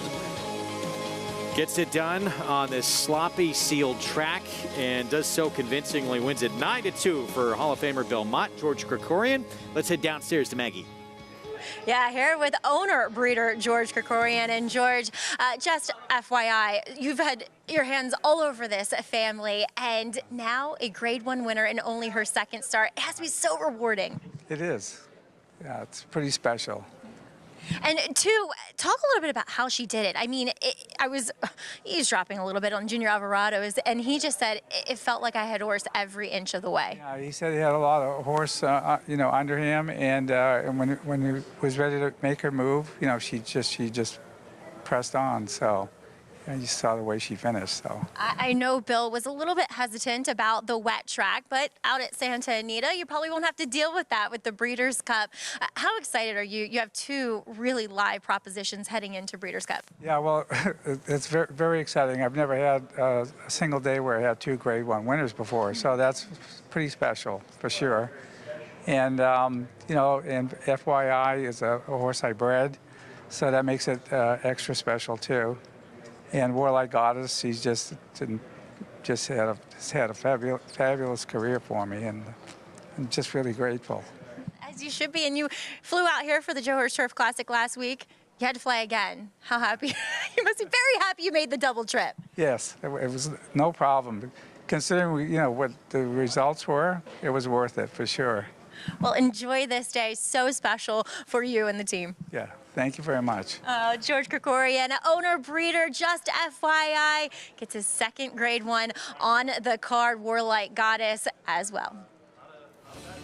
Winning 2 on a card any day on this circuit is difficult. Winning 2 back-to-back grade 1s, that is something very, very special that George Krikorian is going to remember certainly for the rest of his life. Just FYI, it looks like maybe the best still to come from her, too. And I'm sure Warlike Goddess is special because, as George mentioned, she's had such a tremendous career. But for Just FYI, it's a horse that he bred, Andy. And at the end of the day, when you're moving on to the Breeders' Cup, and that was the initial idea of the Breeders' Cup, was to highlight the breeders. And it's got to be even more special when you put in all the work, all the patience, waiting for a horse to run, and she's a grade 1 winner. No, I agree. It's got to be exciting. And then to get the excitement of our boss, Tony Alavato, handing him the trophy. I mean, what a day. That was big. Bringing out all the big guns in the winner's circle with that Interviewed by presentation. Maggie against Tony. I mean, it's just, hits keep coming. Grade 1 Frizette to Just FYI. You know, it's hard to tell. You have to wait and see what the figure comes back. It was a wet track, but obviously moving on to the big day, the championship day. And what about this division where she fits? Well, we'll see. I mean, obviously there's a very good California horse. Tamara. Is it Tamara or Tamara? Tamara, the daughter of Beholder. She's going to be the favorite, the local horse. But the one we saw yesterday is good, and we'll see. Compare this time, 137.59, when we run that Champagne in about an hour. We'll be back. Coming up next, late change as we talked about this race, Belmont Turf Sprint coming off the turf. Thin White Duke, we'll see how he fares on a sloppy track when we come back. The Run Happies are running, the Run Happies are selling, the Run Happies are winning. Eclipse champion Run Happy is showing a new dimension with winners on turf, dirt, and all weather. A record-breaking sprint champion, Run Happy is also showing winners at all distances. The son of Run Happy, Nutella Fella, has won the hopeful. One happy mama wins the Iowa sorority. Run Happy, price for value, and standing strong at Claiborne Farm. Experience the adrenaline-pumping, suspense-filled action of the Sport of Kings right from your phone with Naira Bats. It's fast, easy, and secure. Download the app today and start winning with our lucrative weekly promotions, thrilling handicapping contests, and a one-of-a-kind VIP rewards program. Don't just watch horse racing, be a part of the action with Naira Bats.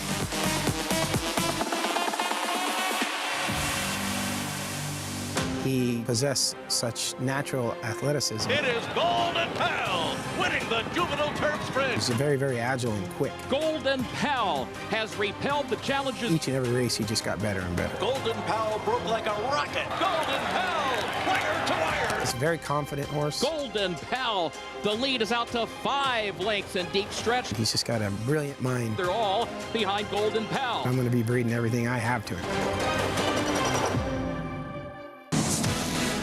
It's America's original sport, and no one covers it better than americasbestracing.net. From the sport to the lifestyle, the best races, horses, and destination venues, cocktails, gambling, fashion, and more.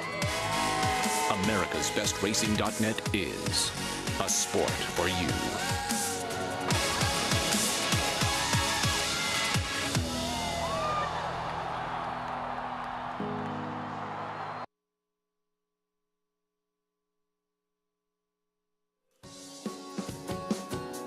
Back with you on our continuing live coverage of America's Day at the Races on a stakes-filled Saturday afternoon here at Belmont at the Big A, here in South Ozone Park, New York. It's brought to you in part by America's Best Racing. For the love of the race, visit americasbestracing.net today. Welcome to those just joining us on Valley Sports SoCal and San Diego. Those already with us on FS2. Greg Wolf, Acacia Clement, Andy Serling, back-to-back grade 1s. Won by the same connection, and now we have what was supposed to be a turf sprint taken off the turf and now going to be run on the main track, which most of these connections did not want or foresee. I think it's tough for the runners in the Belmont Turf Sprint, which will now be run on the main track, because it was just announced right before the Frizette, so probably not enough time really for scratches. We don't have changes yet for the 9th race, which is the Jockey Club Derby, which will be taken off the turf as well. So be sure to take note of that.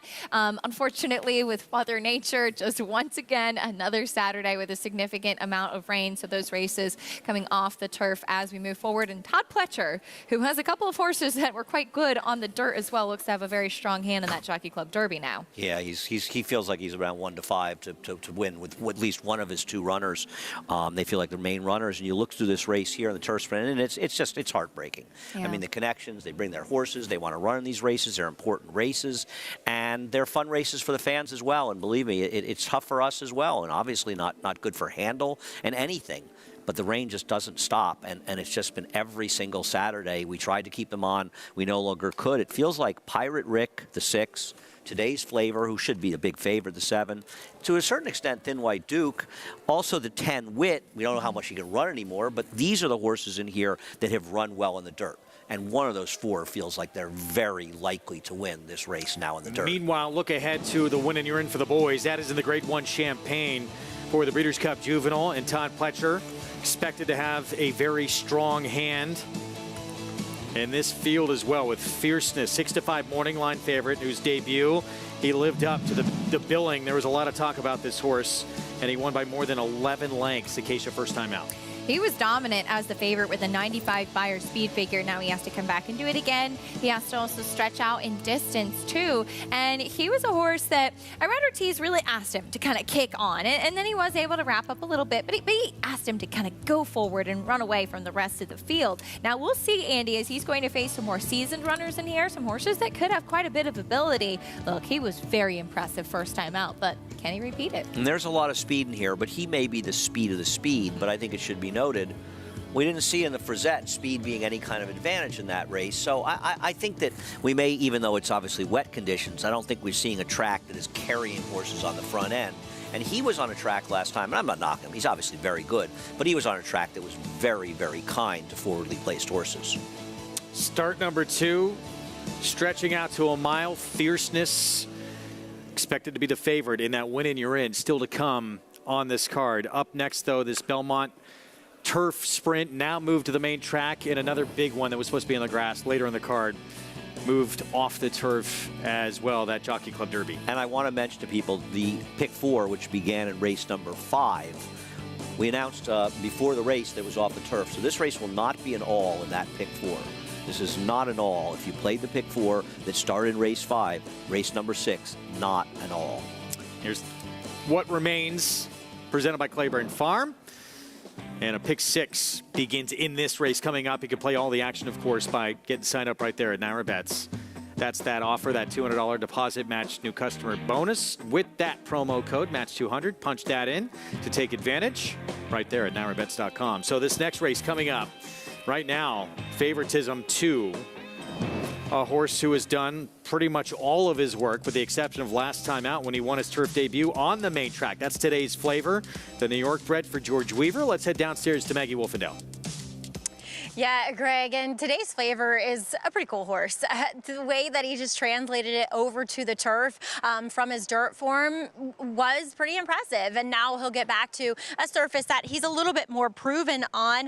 He's gone for 2 for 2 over wet track. Certainly loves it here at Aqueduct. Looks fantastic. I have no problems with this guy. He always kind of brings his lunch pail to work and tends to show up. And if anything, he will often overachieve. Now kind of third off of that little bit of a break. Solid fit. He's built like a tank. I mean, he's just your quintessential sprinter. As we'll move on to number 10 in here, that's Wit. And Wit will be turning back and getting back to the main track as well. And Wit's an interesting horse in that when he showed up as a 2-year-old, I always thought that when the distances got a little bit longer, he would relish it because he was a little bit of a long, sinewy kind of type, a model at that point in his career. But now that time's gone on and he's a 4-year-old, he actually has just literally filled out that frame. It's not like he's gotten taller or longer, he's just filled it out. And if anything, he's still a bit more built downhill, as I like to say, which is more typical of a sprinting type. So I think he's pretty darn interesting in this spot. He looks fantastic. I mean, Todd's horses tend to do so, but I think he kind of makes sense. If he can wake up at all, he certainly fits the bill here today with this off the turf Belmont, I guess, dirt sprint. I don't know what to call it now. As number 6, Pirate Rick, he certainly has the credentials to make a big influence here. And he's one that's kind of second off the bench, came back with aplomb at Pimlico over a sealed surface last time out. And I mean, if he needed the race, maybe. Obviously he didn't in the end, but looking at him physically, he is fit, he is ready to go, just looks really healthy overall. And I don't mind what I'm seeing from him, as he's one that might wreak havoc on the chances of today's Flavor, though today's Flavor more advantageously drawn to his outside. Greg. How's this horse 13-1? It's ridiculous. I mean, people are making a big mistake. I mean, I don't know. I mean, I don't know who's betting the number. No, actually, they're betting the right horses 7, 9, and 10. I'm not sure who's betting Dancing Buck in here. Pirate Rick is supposed to be about 5-1 or maybe under in this price, isn't he? Under, I would think. I'll tell you something about today's Flavor. He came alive in the turf race last time closing, but his dirt form had declined in his prior two races, and with the presence of Pirate Rick, as Maggie was alluding to, and I think we all agree, he's not going to have some easy time coasting the front end.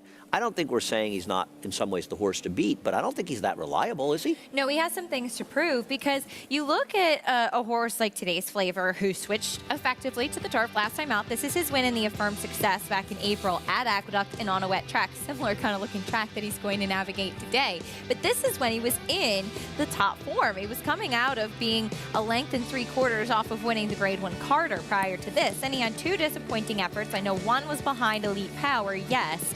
But you look at a horse like Sacred Wish, today's Flavor, horses that George Weaver has effectively moved to the turf and opened up a lot more opportunities because they're just not up to that level as dirt horses. Right. It feels like he went to the turf because he was running well on it. And yeah, and the Marsalis race was a tough race, but come on. I mean, he's supposed to be better than that in there. And frankly, okay, he lost to Elite Power. He was awful in that race. He was the lone speed, and he absolutely stopped. And he clearly had lost that sort of mojo that he had earlier in his career for George. Not to say he can't win this race, but I think there are severe questions, damn it. Listen, I picked Witt on top in here.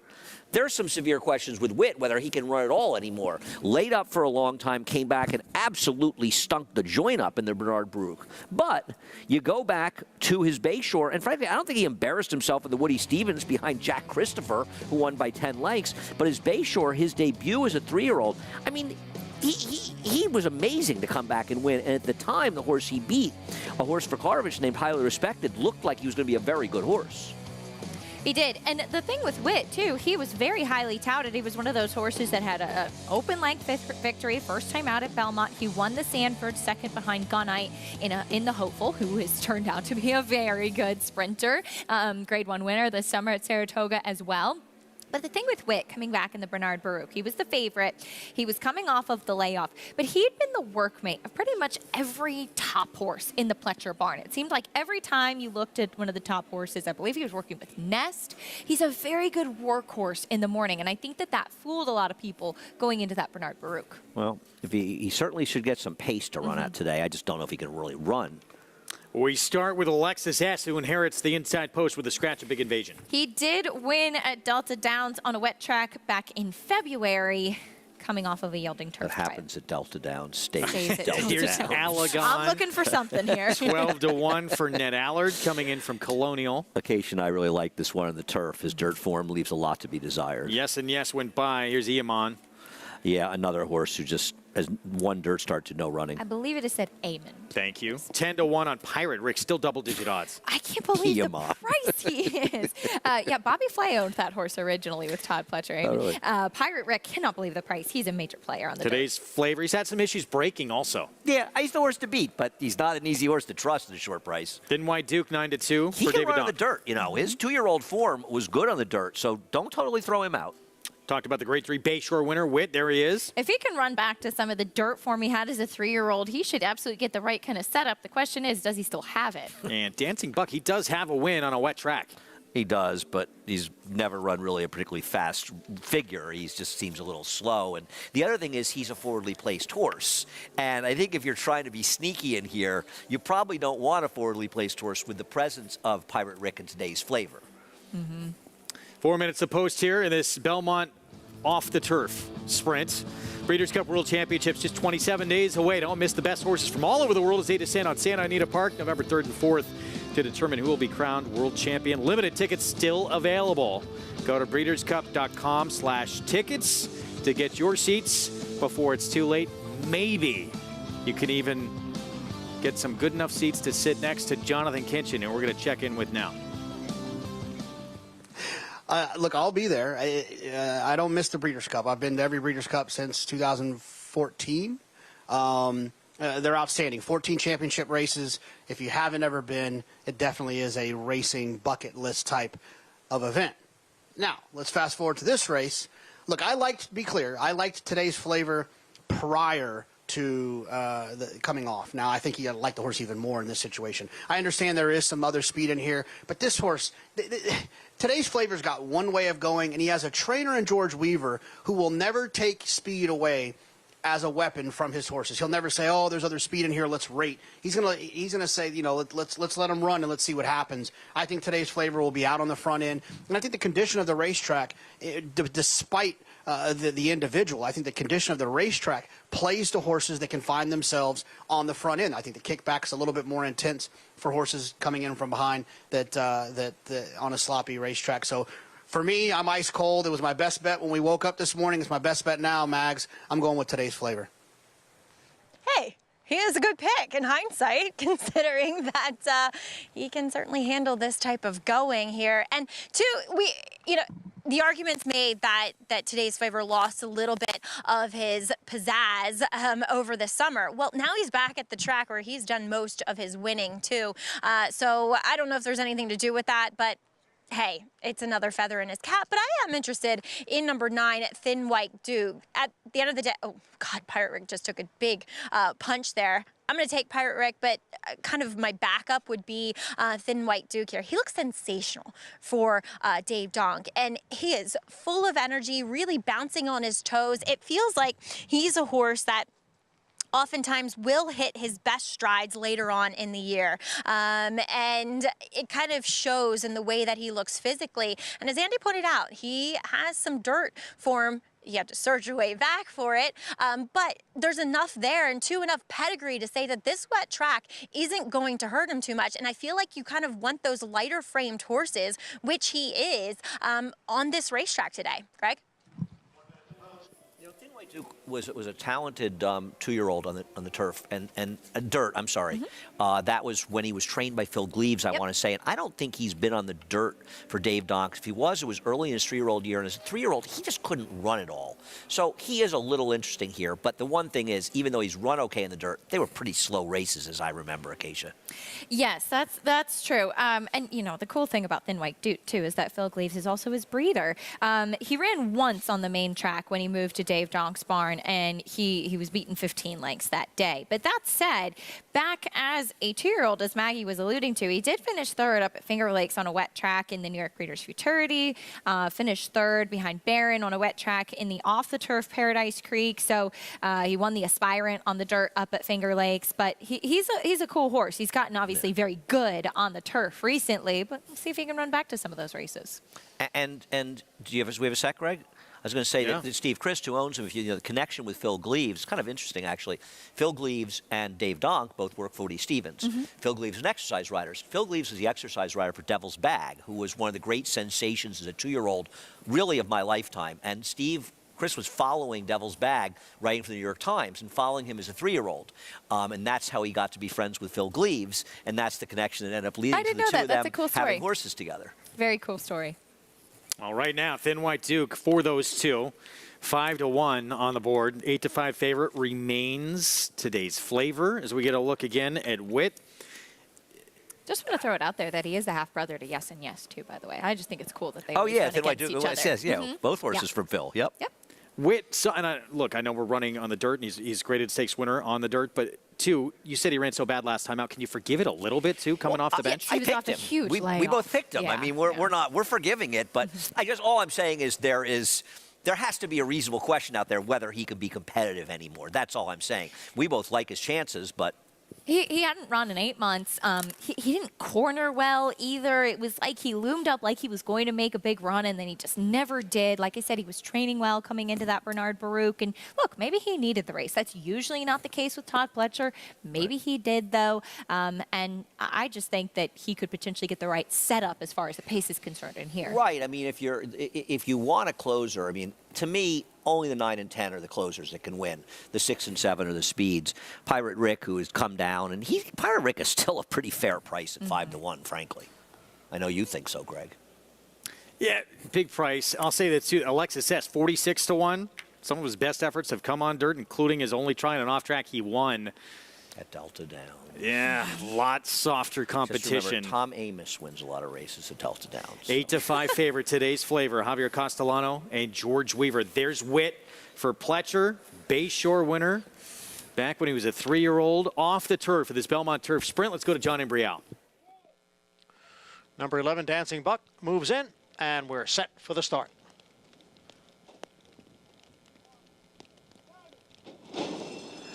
And they're off.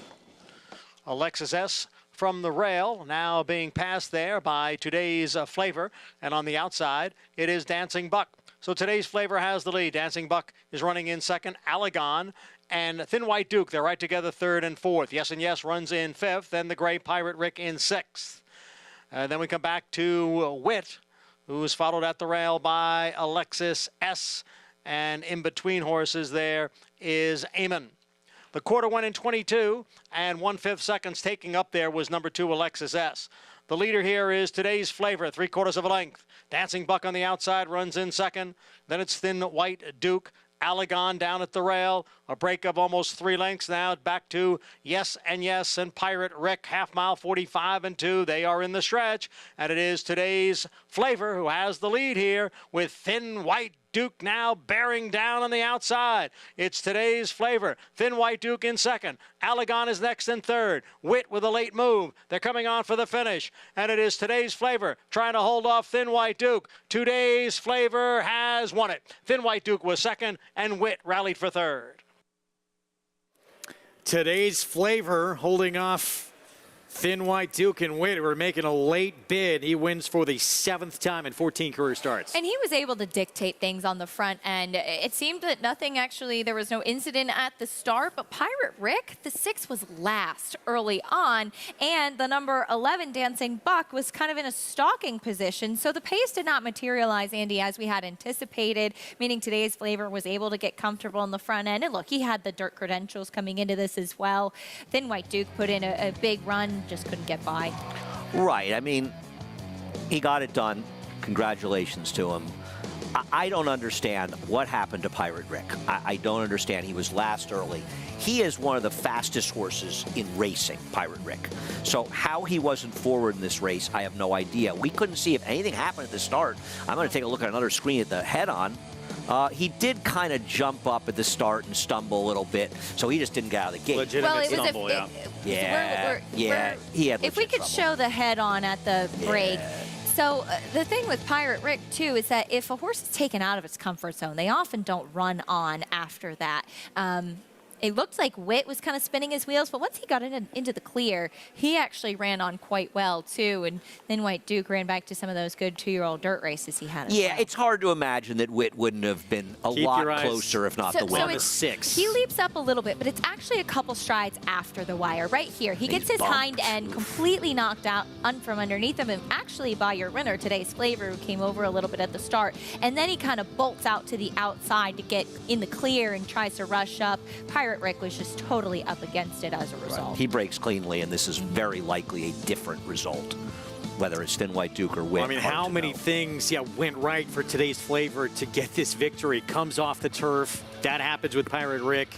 Take nothing away from him. Gets the win here at 7 to 5. But yeah, gets a little lucky to get this win under the belt. George Weaver. Redham Racing, Javier Castellano with the victory here in this race that comes off the grass. 7, 9, 10, 3.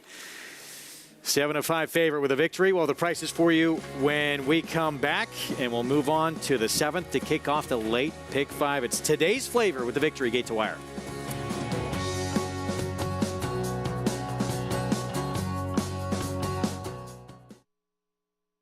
Number 1 is Mo Donegal by Uncle Mo. And they're off in the Remsen. As they come on for the finish, and it's going to be tight here in the Remsen. Mo Donegal Mo Donegal bearing down on the outside. It's Mo Donegal and early voting, and it is Mo Donegal to win the Wood Memorial.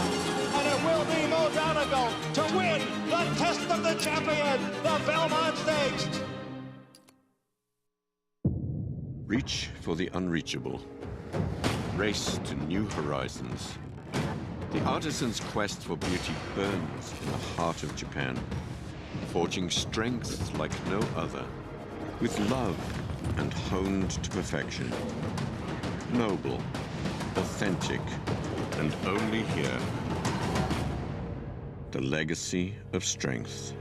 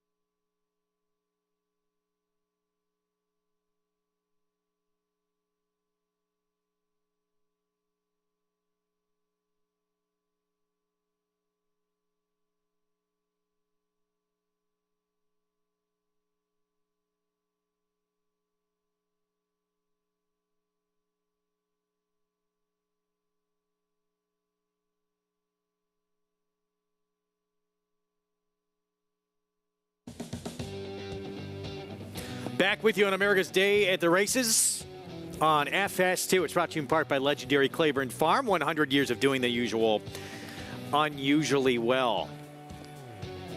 Today's flavor race comes off the turf. The other speed stumbles out of the gate, and he's able to get the win. Javier Castellano, George Weaver, Redham Racing, 7 wins now from 14 career starts, and now back-to-back wins. Was kind of excited to see what this horse could do on the turf since his turf debut went so well last time out, but he wins on a race that comes off the turf instead. Let's head downstairs to Maggie. Here with Javier Castellano, and Javi, I think a lot of things went favorably for today's flavor. Javi, you were just able to get that nice, easy lead and keep him in a rhythm. Absolutely, Maggie. The way he did it, you know, we want to concern a little bit with the turf, you know, and now lucky enough in the last minute of the turf, we had a lot of rain. And I think it worked out in our case for the horse.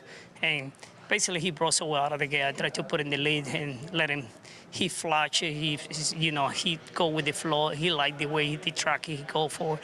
And that kind of type of horse, when he go in the lead, he encourage himself, he get big and hard. And I like the way he did it today, splash along and enjoy the ride. Well, you rode him on the turf last time. Talk a little bit about maybe his action on the turf versus the dirt.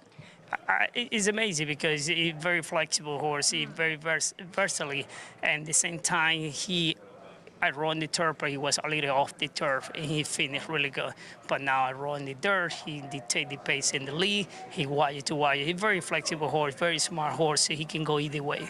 Yeah, he's a pretty cool dude. Javi, congratulations and getting the job done here. Thank you, Maggie. All right, Javier Castellano aboard today's flavor in the, as he said, last minute off the turf, whatever this race is going to be called, Greg.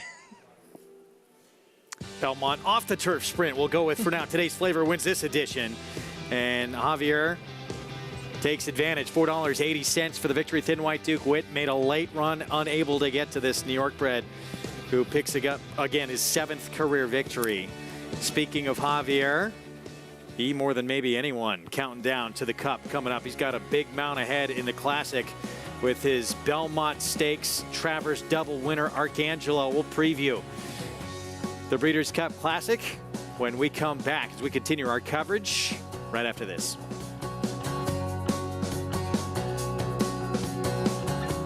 Curlin was the leading sire of Grade 1 winners in 2021 with 5 and 2022 with 6. In 2023, Curlin is the leading sire of Grade 1 winners with Big 5. race. Nest Clariere is too far back. A 16th to run, and Idiomatic has a 2-length lead. Nest is fully extended. This is what winning looks like. A huge performance all the way. Curlin, the personal the ensign. classic sire. At Keeneland, a horse will always be measured in hands. Hands that see, that sense, that speak. Hands that hold our sport to a higher standard. Not for our sake, but for theirs. For the love of the horse, for generations to come. Early voting comes inside. He wins the Breakers by elect. Disarm takes the Met win. Otiva, they win the Bet Park Pennsylvania Derbies. Wicked Halo, who wins the Raven Run Stakes. Nobody catching Society. Ring, one. Cybernite has won the Haskell over Tava and Ghana in the Forgo. Echo Zoo wins the Nature Breeders' Cup Juvenile Series. Racetrack Television Network brings you every race, from every track, on every screen, every day. With monthly packages starting as low as $5, RTN gives you great value and access to more live HD streaming and race replays than anyone. Visit RTN.tv today to sign up and watch on almost any device, including Roku and Amazon Fire. RTN has packages that start at $5 per month.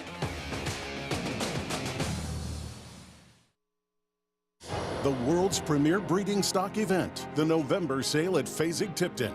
There was no doubting the fast start of And Tell Me No Lies at age 2.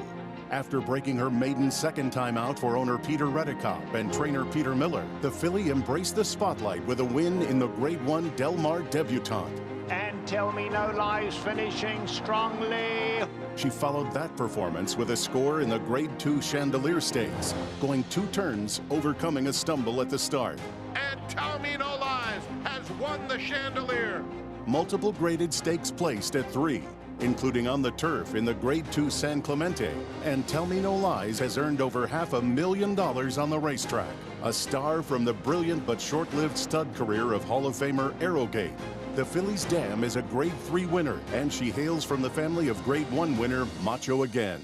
Grade 1 winner and Tell Me No Lies, selling this November with Indian Creek Agent.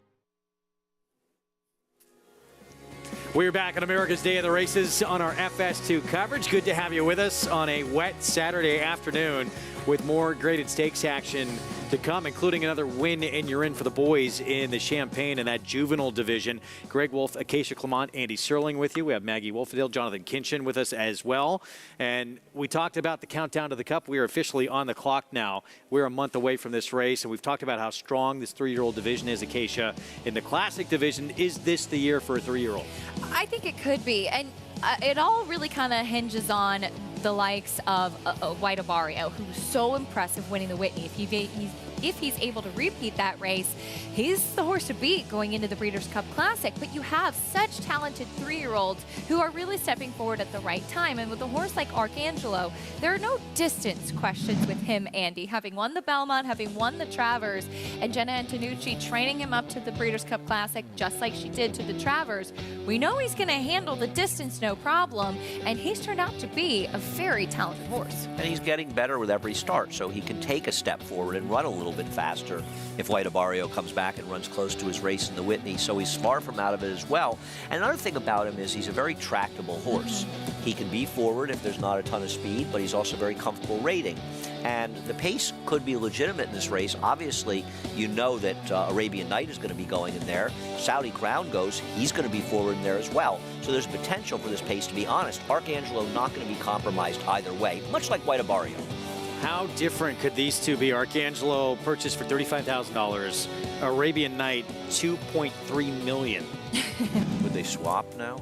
Yeah. Well, Arabian Night was purchased at a 2-year-old sale from Top Line Consignment, where Amr Zaidan has had quite a bit of success and purchased a lot of horses, quick horses from. And Arabian Night, who we did see win the Pacific Classic against 3-year-olds and older. So he has that going for him, too. And 3-year-olds running 1-2 in the Pacific Classic, with him finishing over Go Rocket Ride. And it's very intriguing with these two as well, Andy, because they have that early speed and kind of an early, precocious, very quick type of horse in comparison with Arcangelo, one that they've always said is going to get better as he gets older. Yeah, I'll be surprised if Arabian Night beats Go Rocket Ride in the Breeders' Cup Classic. Now, they may not run first and second or something. I just think Go Rocket is better. I think they really just exposed how unbelievably weak the older horses are out in California. I'm not saying they've been great on the East Coast, but they have been considerably better than the older horses going long out in California. They are not a particularly strong group. And you talk about plenty of pace in this race that we're expecting to see, and maybe the pace of that pace, the quickest could be Saudi Crown, who looked impressive last time out, Maggie.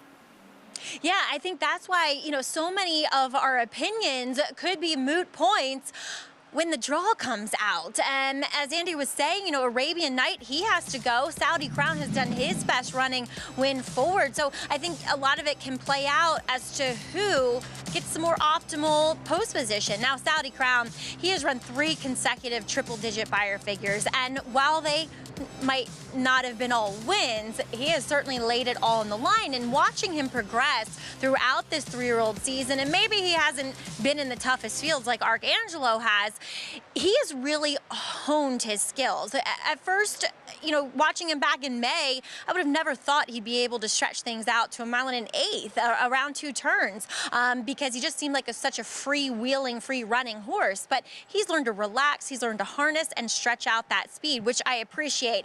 I think this is going to be a tall task for him as a 3-year-old, too. But again, I don't think it's the deepest older division either. So he overachieves each and every time, and I think he's very interesting and one that once the draw comes out, I think it'll really be able to suss out where he fits and where he may run in this classic. Greg?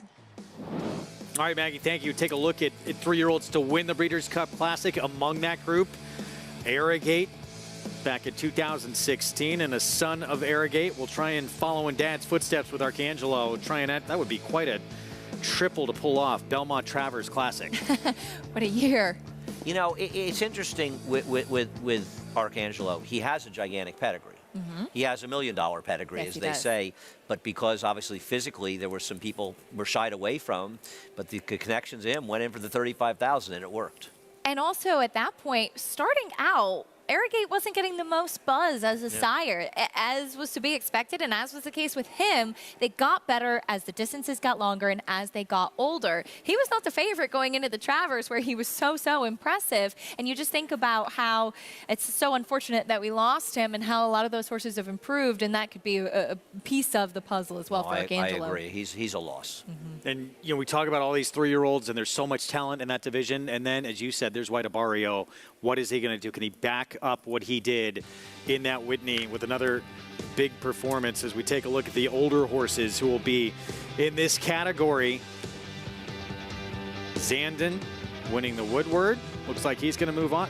Who knows? Does something crazy happen this year in the Classic? Well, Zandon's kind of horse that could get a big piece of it just because it feels like there's some pace in there. He's sort of reliable to show up and run his race. But Waya Barrio has that Whitney, and if he can run back to that Whitney or even improve on it, he's going to be a handful.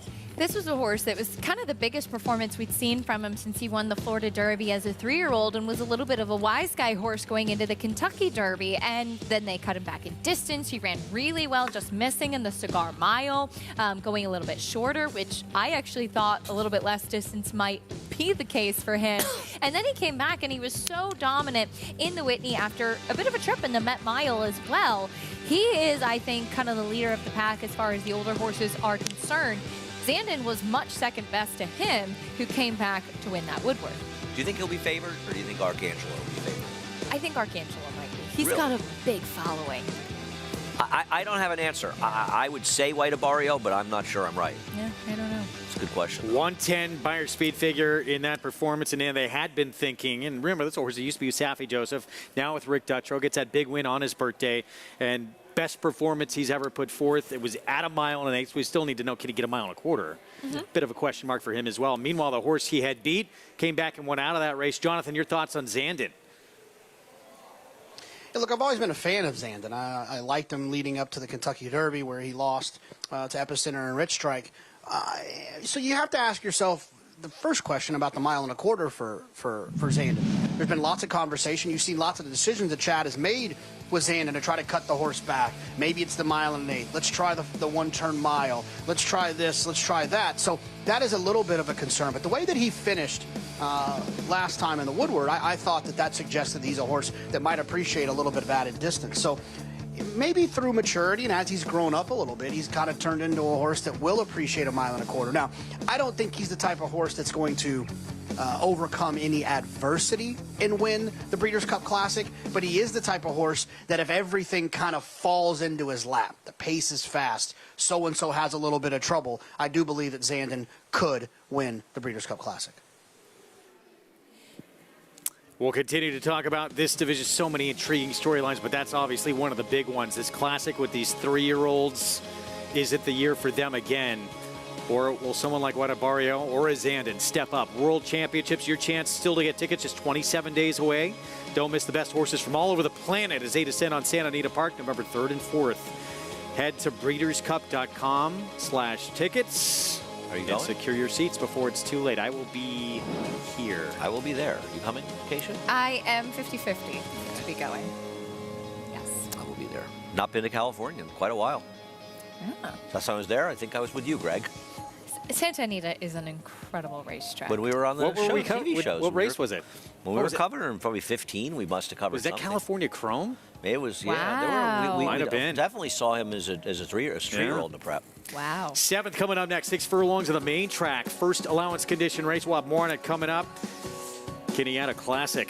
Javier Castellano, what a dream year it has been. He's put himself in the conversation for an Eclipse Award again. We'll be back.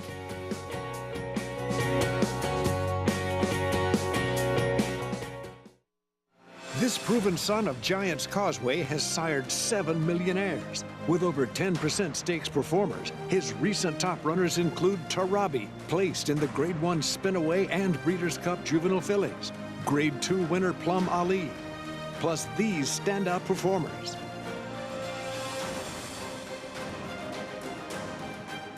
A proven value sire, First Samurai, standing at Claiborne Farm. Now more than ever, it's time to get with the program. When shopping for your next race prospect, consider that New York breds start with an advantage. Our New York breds run for serious green. At Saratoga Race Meet, New York bred maidens run for up to $88,000. New York bred allowance horses run for up to $100,000. And New York bred owners can collect awards of up to $20,000 per horse per race. So get back with the program. Seriously.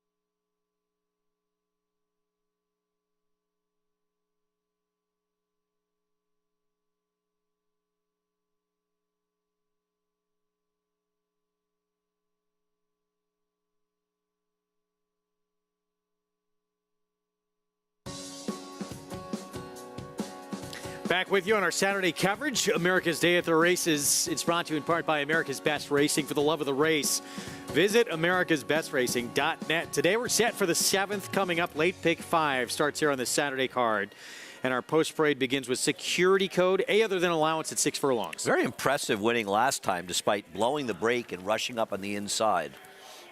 He is having a moment, appropriately named with his filly. Bill Mott trains in Junior Alvarado as well. I was going to say the same thing. Bill's been having a tremendous day. Back-to-back Grade 1 wins for Junior as well. And this filly has gone quickly through her condition, stepping up to the next level now. One of the great passers in NBA history, Jason Williams. Here's White Chocolate. Yeah, White Chocolate, well, I'm sure the connection's happy to see the wet track again, but it was a big speed favoring track. This horse is over bet, but the barn seems to be winning with a lot of horses lately. Royal Poppy went by. Here is the 5 big long shot Triple P. Yeah, this horse is overmatched. Cupid's Girl, another big price. We haven't seen her since June, so she's off of a little bit of a layoff. She last won at Aqueduct, going 7 furlongs in starter allowance. Kinder Carmouche, Jimmy Toner, team up here with this filly by Mendelssohn. Torsification I both like. Her win in the sloppy track 2 back at Gulfstream was a true key race with many horses coming back and improving dramatically out of the race. And coming out of a Grade 3 as well, just overmatched against Red Carpet Ready. Obrigada, Linda Rice was a big winner at Saratoga last start. She was off slow last time out, and she moved up 4 wide pressing. She stumbled significantly 2 starts back. She's got to get out of the gate well. 5 minutes of post here in the start of our late Pick 5. Let's head downstairs to Maggie. And we'll take a look at Apropos coming back off of a layoff for Jimmy Toner. And when Jimmy Toner, announced a couple years ago he was just consolidating his stable and moving everything to Fair Hill, I honestly got a little sad that I wouldn't get to see his horses as much. And so every time one shows up here in New York, I get a little excited. And Apropos is an intriguing proposition. The problem is, and I'm not familiar with her, obviously, having only raced down in Florida, is that she just looks like she needs one physically to bring it all together again. That top line's a little bit dropped. There's a little bit of a belly there. There's just a bit of fine-tuning to be had. I do like the warm-up she got. She's moving very sweetly over this off track. Really nice bounce and cadence to her stride here with, obviously, Kendrick Carmouche. Always willing to display that with a horse with his warm-ups that he puts forth on the racetrack. So she's intriguing. I want to watch her. I just don't know if she's fit enough coming back off that extended layoff. Now, Obrigada, she's coming off a little bit of a break for Linda Rice, as Acacia alluded to. She's gotten away badly in both of those starts. Obviously, something very badly, but again, last time still didn't get away that cleanly, and Jose Ortiz had to kind of hustle her up to keep her in the mix, and Irad will pick her up today. She looks great overall. I really like what I'm seeing from her physically, and maybe with the outside post, as I always say, last one in, first one out. Don't know if that'll necessarily be true, but it allows her to maybe not get kind of stuck or to move around as much in there, which would lead to a tardy start or a fumbly start. I like her here. I think she makes a bit of sense. She's a little bit more of a more trustworthy proposition than White Chocolate. JK, are you feeling the same with Obrigada? Yeah, I like Obrigada quite a bit in here. I thought she ran outstanding last time despite that slow start. So, look, of course, we are a little bit concerned how she's going to break here today. But I think if she can just break just a little bit cleaner than last time, I think she's got a chance to get her picture taken. Or something like 5-2 right now on Obrigada. Thanks you to Linda Rice, Irad Ortiz Jr. 5-2 from that outside post, but 3-2 favorite. One who certainly seemed to like a wet track at Saratoga. She did, but this was a track that was exaggerating performance in the front end. And it's interesting with her coming one race before the favorite in the next race, Fierceness. Both those horses were on that racetrack. So how much do we believe it? She improved so dramatically from her debut race where she had a smidgen of trouble coming from the Asmussen barn. Listen, this barn won a stake last week with Clapton. They won with a 12-1 shot today. They won a race earlier this week. It's not a barn that wins a lot of races with high frequency, and they've been winning lately. So maybe the barn is just going extremely well right now. I am not a fan of this horse, but I imagine the wet track has a lot to do with the reason she's now 6-5, and I think she's a horrifically bad bet at 6-5, but maybe I'll be wrong. I was wrong last time. The thing about her, too, that's to her benefit. I mean, last time out, she, won on that wet track, and she was a main track only in there coming in, and she had a dirt race to go off of when some of the other ones probably just didn't really want to be out there as Why is this has to be because they know that I'm scared of pigeons. They put a pigeon on the Why is screen I'm having for a me. moment 4-1 in this race? And why is Security Code 12-1 in this race? These are horses that are logical contenders. Yeah. My worry with Obrigada is I also worry that in general, the horses that ran well for Linda Rice up in Saratoga, have they really come back and run back to those races in general in New York? It seems like they ran very well up there for it. I don't mean it's a criticism, but they're just not showing the same kind of efforts. Well, it's something we talk about a lot when a barn gets on a streak. And Linda won a lot of races. She was very aggressively spotting a lot of horses. When horses win, especially with claiming horses, of which she has quite a few, they have to come back and run at a higher level in their subsequent start when they go through their conditions. And sometimes I think that can be a piece of it as well. What about in terms, too, of our favorite in here? So 6-5 on White Chocolate. We know this filly's quick. And their speed right next door, though, on Royal Poppy. Who gets the lead between these two? What do you think, Andy? The three is the faster horse. Three will be in front. I think she Three does. will be in front. I mean, if she gets out of the gate. I think she does. I was very intrigued by Apropos coming in here. Of course, didn't like to hear the comments from Maggie that she needed a race for fitness. And, of course, that's a big concern coming in here. But I thought visually that her maiden win was very impressive, and the fact that they went right into the forward gal with her at a big price and taking a big chance in there. And Jimmy Toner's a horseman I have so much respect for, and he's had a very good year as well. Given how big a price she is on the board from Maggie's comments, maybe she'll need a race, but maybe she's one that has talent, and we'll see into the second half of the year. Andy. Well, I mean, 5 horses came out of that race to improve dramatically in their subsequent starts, which to me suggests it's a much stronger race than 69 Buyers suggest. Security Code steps into that big price, 13-1, coming off that win at Saratoga. Bill Motz, I'm having a moment. The two trying to win 3 in a row, 7-2. Her price finally starting to come down a little bit, but the 6-5 favorite, there she is. That gray filly by City of Light. She'll beat me today. Quick out of the gate. She romped on a sloppy sealed track at Saratoga in her last start. Can she do it again? We go upstairs. John Imbrial, the call.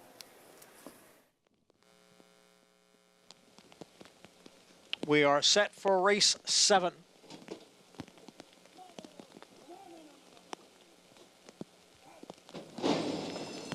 And they're off. And it is White Chocolate who is hustled out for the early lead. A Royal Poppy came away racing in second. Obrigada on the far outside is in third. Security Code advances a spot at the rail from 4th. Then it's Apropos, who's running in 5th. A break of 2 to I'm Having a Moment, who was moved off the inside. Then Triple P, and trailing the field is Cupid's Girl in 8th. The leader is White Chocolate, the favorite, in front by a length. Royal Poppy in pursuit in second through a quarter in 22 and 3/5 seconds. It's White Chocolate by a half length. Royal Poppy on the outside in second, a little more than a length, to Security Code, who is down at the rail.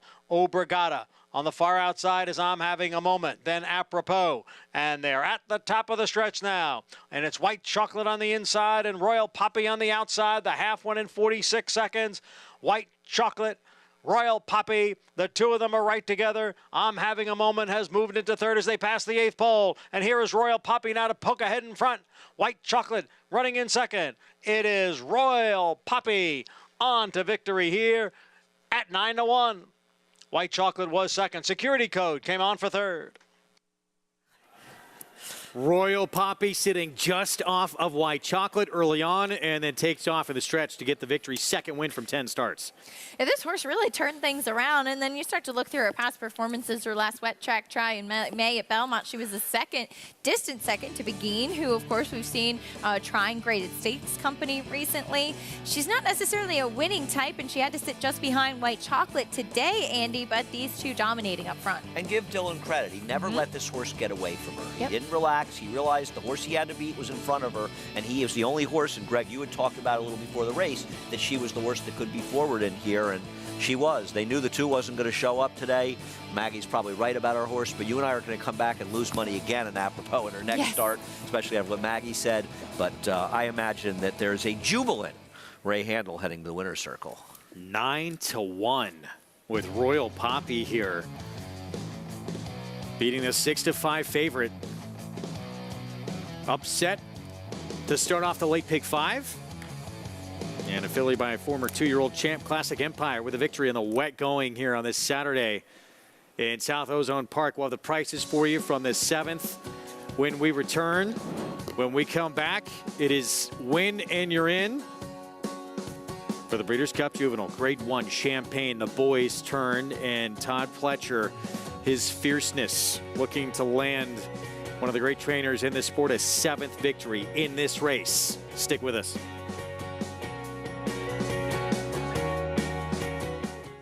The sun shines bright on Caraconte. His first crops of racing age are showing brilliance on the racetrack with a high percentage of stakes winners. His versatility is evidenced by winners on all surfaces across the globe. Spandarella could not have been more impressive. The sun shines bright on this value sire. Here down 25, here down 25, here down. Thank you. Right here, 525,000. Caraconte, standing at Gainesway. Experience the adrenaline-pumping, suspense-filled action of the Sport of Kings right from your phone with Naira Bats. It's fast, easy, and secure. Download the app today and start winning with our lucrative weekly promotions, thrilling handicapping contests, and a one-of-a-kind VIP rewards program. Don't just watch horse racing, be a part of the action with Naira Bats.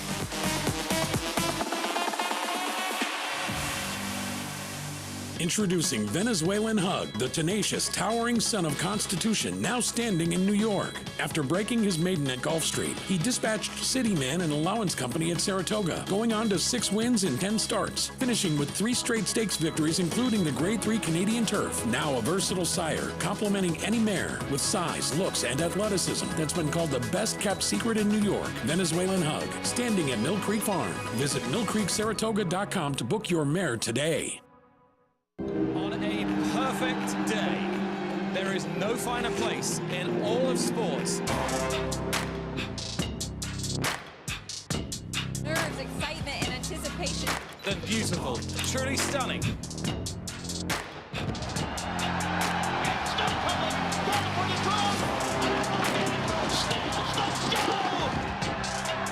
For the Breeders' Cup World Championships.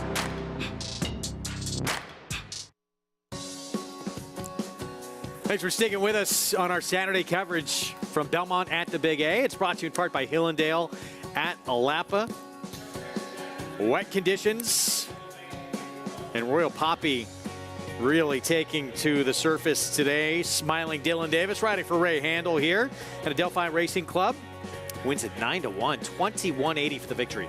Dylan gave this filly a great ride, too, sitting just off the heels of White Chocolate, who was the main speed, and he was able to run her down late.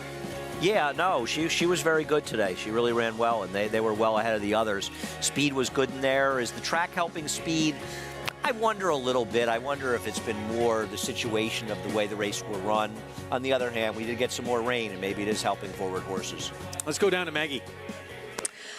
Well, I'm pleased to be joined by winning trainer Ray Handel, as well as co-owner Matt Cotter. And, you know, Ray, we're a little wet. The water's a little cool, but nothing like the cold water you threw on everybody about this horse.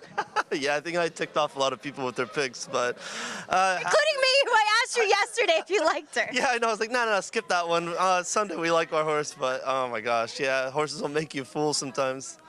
And Matt, exciting stretch, Joel. She stayed glued to the favorite and was relentless in her rally. Yeah, you know what? She we liked her last year, obviously, when she broke her maiden. You know, she had some issues in the stakes race, came back, didn't run as good. What I loved last time, even though she finished third, was just how hard she fought in the lane. You know, she kind of went so fast early, and she just kept kicking and kicking and kicking. Even though she finished third in there, I was just happy to see her fight. So it was no surprise today when she had a chance to kind of pass the winner that she went by. And two, she had to work for that lead down on the inside at Monmouth last time. And Ray, I think, you know, a more outside draw helped her a little bit. I know she isn't one that's necessarily physically gone on, but it feels like there's a big heart in there, as Matt was saying. Yeah, I mean, she's, you know, put together the right way, but not the big imposing type of filly. I think the track really helps her. I know you talk about it all the time, but those kind of styles, that body style, they float across the sealed track. So, you know, everything worked out here today.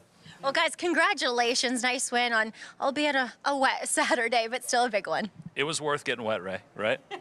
Even with all that cold water. I'll take it. I'll take it. Yeah, I know. I'm not looking forward to my text messages. I got to go see here in a second. He didn't get wet, by the way. Ray's in trouble, guys. Turn off the phone. 9-1 coming up next. Big one. Win and you're in for the Breeders' Cup at our Spendthrift Farm. 2-year-old race of the day in the Grade 1 Champagne and Fierceness for Todd Pletcher. Mike Rapoli, Arad Ortiz Jr., 2-5 favorite. First look. This is utter insanity. And he may win, and he may be a very good horse, but there's some pretty good horses in this race. And he's not the only horse that ran a fast race at Saratoga last time. And I know they see the wet track and all that stuff, but 2-5 in this race is ridiculous. I know that he was dominant in that debut, but he still has never gone further than the 6 furlongs. Obviously, stretching out in the distance today. But look, he could have an abundance of talent. But I am really intrigued to see the horses coming out of the Hopeful, which was won by Longshot Nutella Fella, and seeing if they can get some better trips. Short price. Considering horse who would go on to win the Triple Crown was even money when he won this race. That was Seattle Slew. Way back when, 1976. We're going to talk more about the 10th Triple Crown champion who won the Champagne and Stakes record time, and he'd run just 10 days earlier as well. We'll be back with that story next.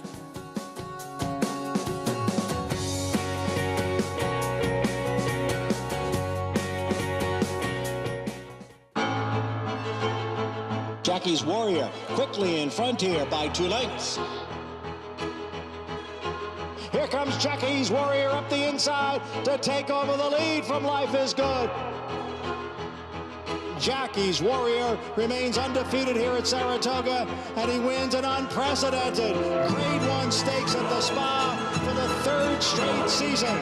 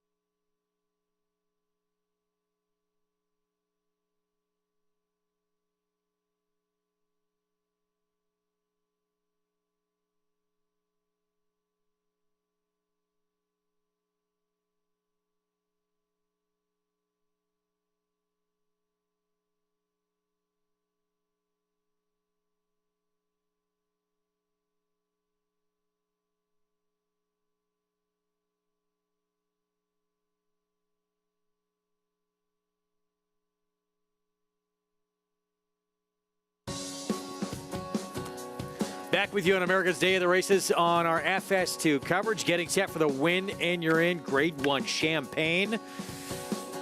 Just 17 minutes away. He was a champion at 2, 3, and 4, and when Seattle Slew became the 10th Triple Crown champion in horse racing history, he did it as the first ever undefeated. Richard Migliori takes us behind the scenes with part of Slew's team to remember that magical campaign. In 1977, Seattle Slew galloped into the history books. Trainer Billy Turner and exercise rider Mike Kennedy prepared the colt for his date with destiny through a unique partnership. And Billy had a personality to keep people loose anyway. You know, he'd find a joke to say or he'd laugh. He'd have something funny to say. He was just a great guy.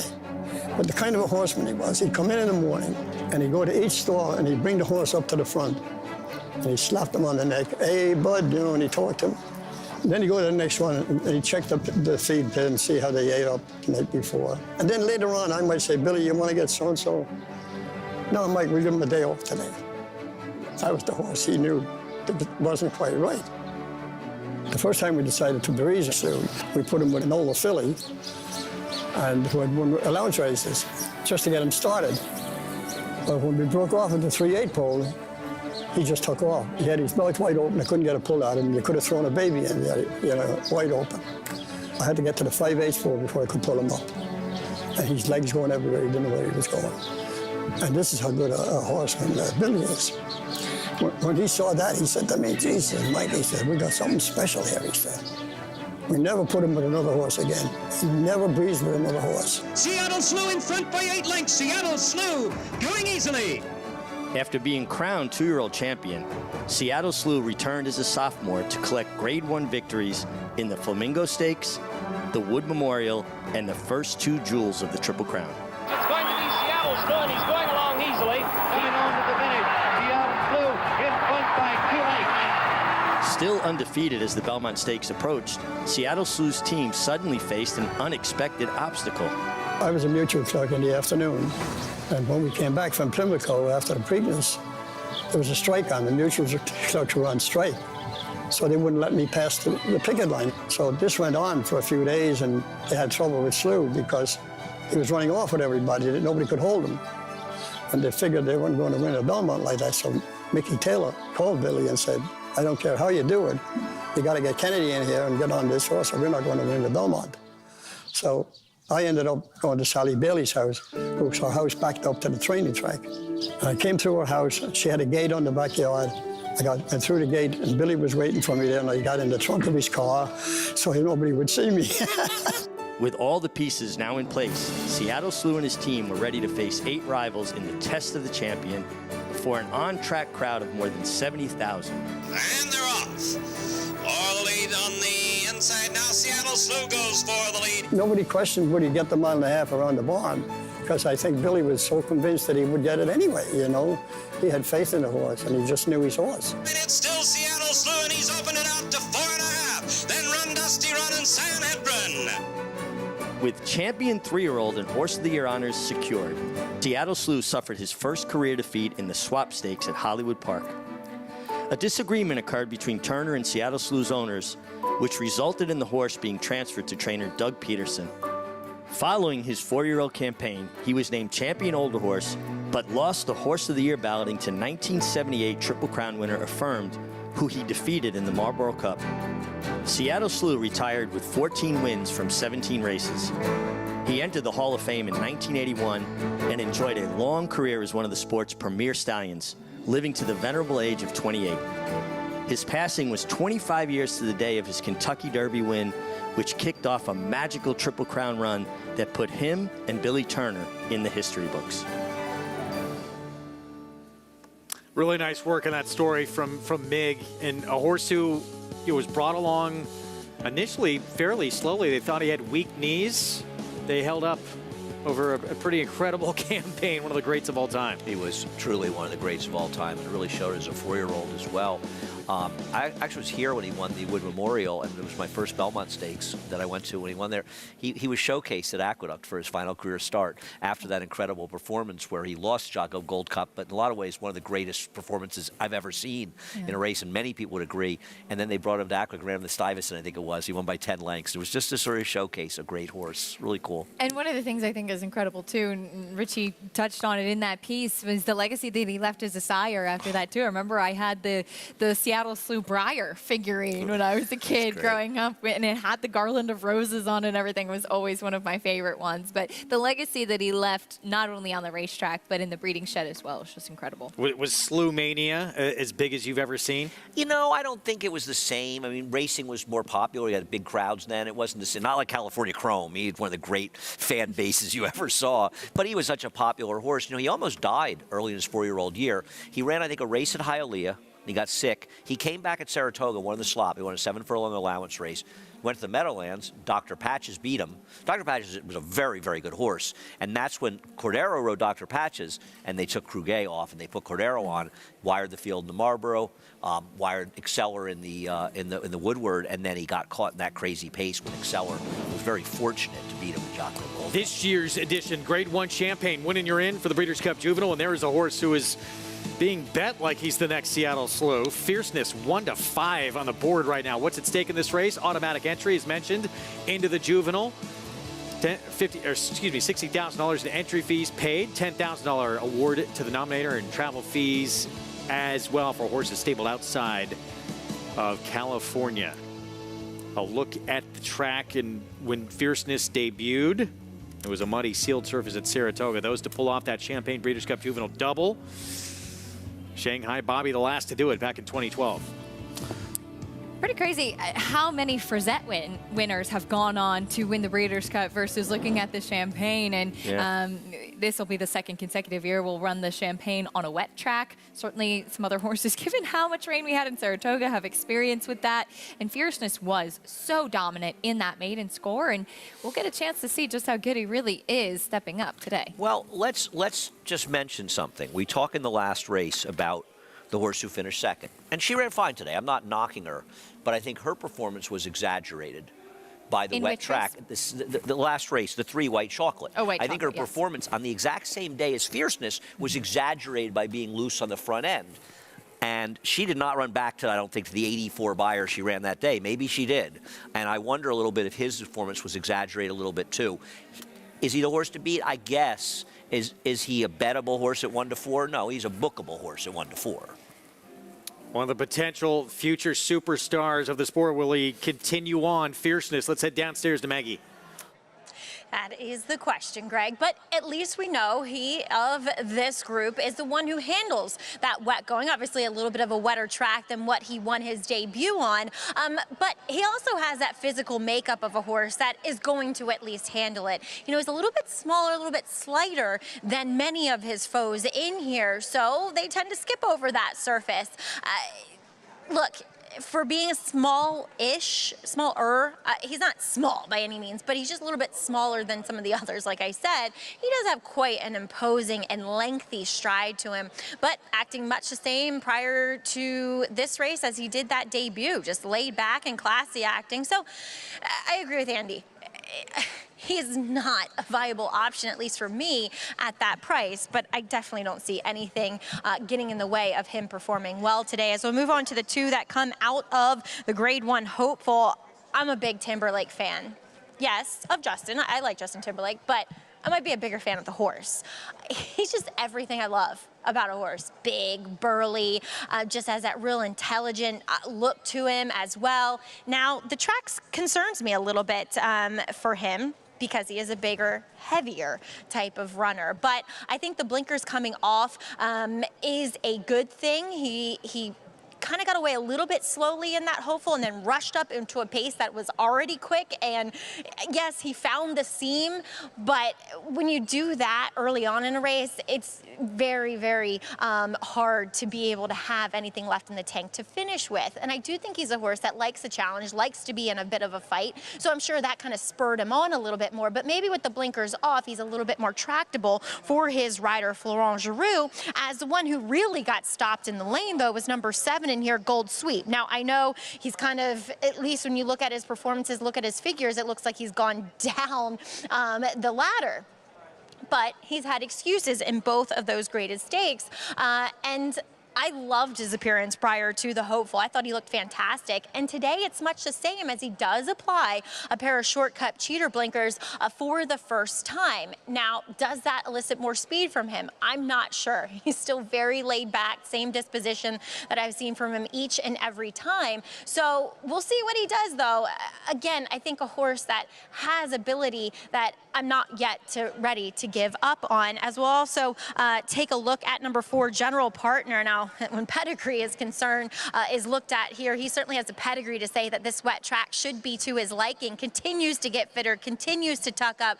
Remember Chad Brown saying that he thought he ran him a bit short first time out. So, and since that win, he's continued to train very forwardly. I think this is a very smart horse, and I'm really looking forward to his future. We'll see if he can step up here in this Champagne. Greg? All right, Maggie, thank you. Post break here coming up momentarily. As a result of all this money on Fierceness, you're getting great value on just about everybody else in this race. Couldn't agree more. I touched on it before, and I'm in agreement with Maggie. I like the horses coming out of the Hopeful, both Timberlake and Gold Sweep. Here's Aircalf, huge price, Brad Cox as well with Dylan Davis. We'll have to get a lot faster after breaking his maiden at Indiana Grand last time, or Indiana, whatever it is. Dancing Groom next door for Antonio Sano and Trevor McCarthy. Did win at the mile distance. He's another one that came out of that Valentine Candy race. See if he's quick enough in here. Here's the Brad Cox that most have their eyes on. Blinkers coming off Timberlake, who was the favorite in the Hopeful. He was, and he was slow out of the gate. Like Maggie was saying, we've all talked about it. He's a very dangerous horse with not a good trip in the Hopeful. Chad Brown, Klarovich with General Partner at 9-1. He is only 3 buyer points behind Fierceness, and he's 9-1. Very generous price. Insane. El Grande O, Linda Rice, New York bred. I mean, he's probably not good enough, but I mean, and the slop here a couple weeks ago, he ran tremendously. He's not out of it. Fierceness just went by. Maybe he's the horse to beat. He was dominant on debut. Can he do it again? Gold Sweep, that huge effort in the Tremont back earlier in June. Acacia and I are both in on Gold Sweep here. He had real traffic in the stretch as well. Blinkers on, like the outside post, hoping he can stalk and pounce. And a horse coming in from Presque Isle last time out, who was 2 for 2 on dirt. A son of B Jersey. He broke his maiden for $40,000 on debut. Just seems to be a bit overmatched in here. Well, this horse, as mentioned, favored in the Hopeful. That wound up being a monster upset with Nutella Fella. And again, problems out of the gate and wound up second, beat a length and a half. He did, and I always find it interesting when there is an equipment change, blinkers on or off, with a horse that didn't break that well. And as Maggie touched on, he did kind of rush up, and then he had to re-rally his momentum and trying to find room, and for a young horse as well. And yes, he was able to get out into the clear, but when you have to kind of re-rally and find your momentum once again, that can be a tall order. Now, Gold Sweep had nowhere to go, Andy, in this race. And Timberlake, are you excited for the In-Sync reunion? In-Sync? Mm-hmm. Who's in that? Timberlake. Oh, stop. You know you're coming with us. You must be kidding me. Was Justin Timberlake in In-Sync? He's going to be at the concert. He's playing coy. He has been practicing the Bye Bye Bye choreography, actually. I've seen it. He is a good actor, Justin Timberlake. This horse, obviously... I don't know In-Sync, though. Sorry. Shocking to me that he wouldn't know that. Where's Florence Drew going to place this horse early today? Assuming he breaks well. We're on the... Timberlake. He's going to go.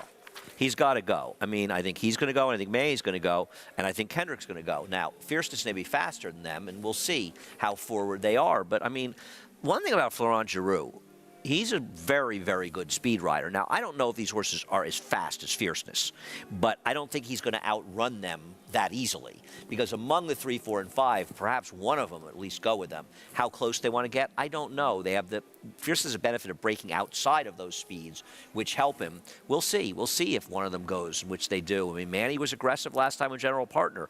He's not as fast as Fierceness, but Fierceness also may have been helped by the wet track a little bit. Oh, and there's General Partner. These odds are crazy. 8-1. 8-1 on a horse, as you said. Three buyer points slower in his race, and I mean, He was very good in here, Acacia. And that was at 7 furlongs as well. He was a bit green in his debut, a little keen early, a little bit green switching leads, much more professional. And I thought it was interesting, as Maggie alluded to, Chad Brown telling her yesterday that he ran him a bit early in Saratoga. Might have been a little bit short from fitness and maybe mental and physical. And we saw that big step forward from him in his subsequent start. There's no reason to believe that we won't see another step forward from him today. And he was also chasing Valentine's Candy the first time out. And you always want the chasers, not the horses that are picking up pieces at the end. And I remember I had texted Chad Brown because I was looking up the race that Valentine's Candy was in and said a lot of horses have come back and run well out of that, so that could bode well for General Partner. And he said he's been training extremely well since that race. Still, it's everyone betting Fierceness like he is a certainty here at 2-5. Let's go to Jonathan. Yeah, guys, look, I like General Partner in this spot. Fierceness showed some pretty interesting talent, right? You know, little shades of Uncle Mo. I don't want to get carried away there, just shades.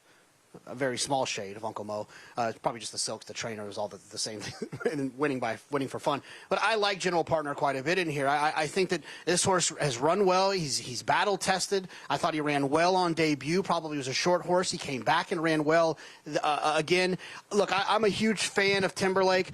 He just seems to me like, I loved him in the Hopeful. He just wasn't really cooperating with Florent. He kind of ran up into a spot he wasn't supposed to be in and was hard to control. At a short price, I'm going to need to trust him a little bit more. I'm going to go with the 4 General Partner, who I think offers a little bit of value while these other 2 horses are being bet. And there he is. So coming down now a little bit, down to 6-1. When he was on the lead, it went basically gate to wire. In that maiden special victory at 7/8 at Saratoga, start number 2.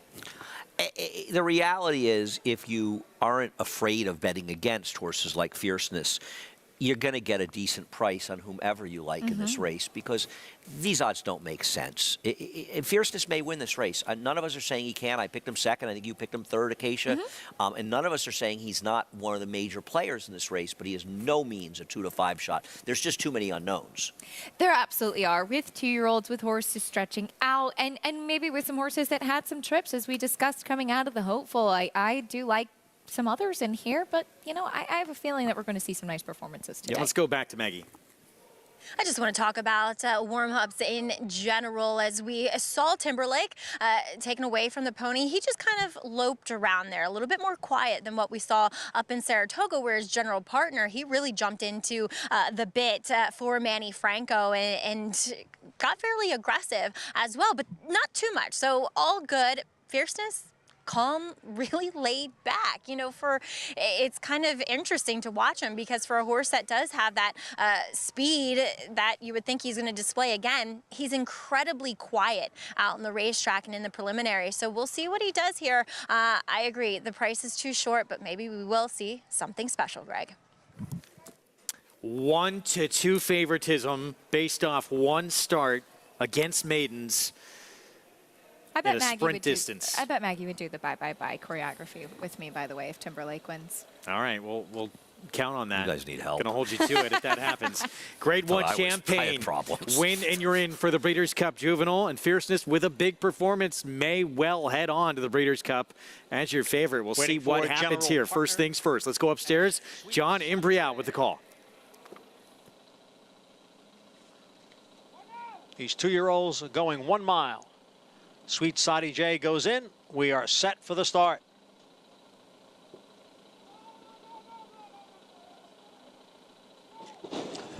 And they're off, and it was a bobbling start for number 6, Fierceness, as they get underway in the 152nd running of the Champagne.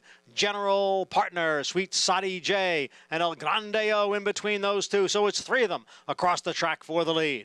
And Gold Sweep is on the outside with Fierceness. Down at the rail is Timberlake. Then a break of 3 lengths to the 2 trailers, Air Cav and Dancing Groom. The opening quarter in the slop in 22 and 2/5 seconds. General Partner by 3/4 of a length. Sweet Sadie J is second by a half length, with Gold Sweep on the outside running in third. Timberlake advancing down at the rail from 4th. Then El Grande O and Fierceness, those 2 are right together, and they've got 4 lengths on Air Cav and another 4 to Dancing Groom.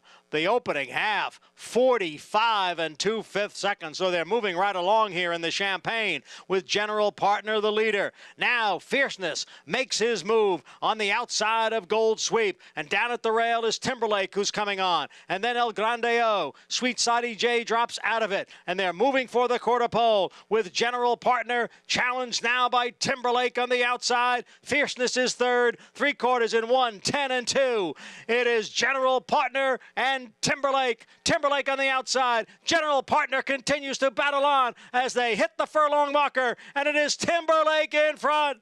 General Partner back running in second. Dancing Groom moves to third. It is Timberlake who's going to win the Grade 1 Champagne. And he drew away at the end to win by 4. General Partner was second. Dancing Groom finished third. The mile in 1 minute, 35 and 4/5 seconds. We got a performance coming up from our crew here, I think. Timberlake, Florent Giroux, Brad Cox, your Grade 1 Champagne winner.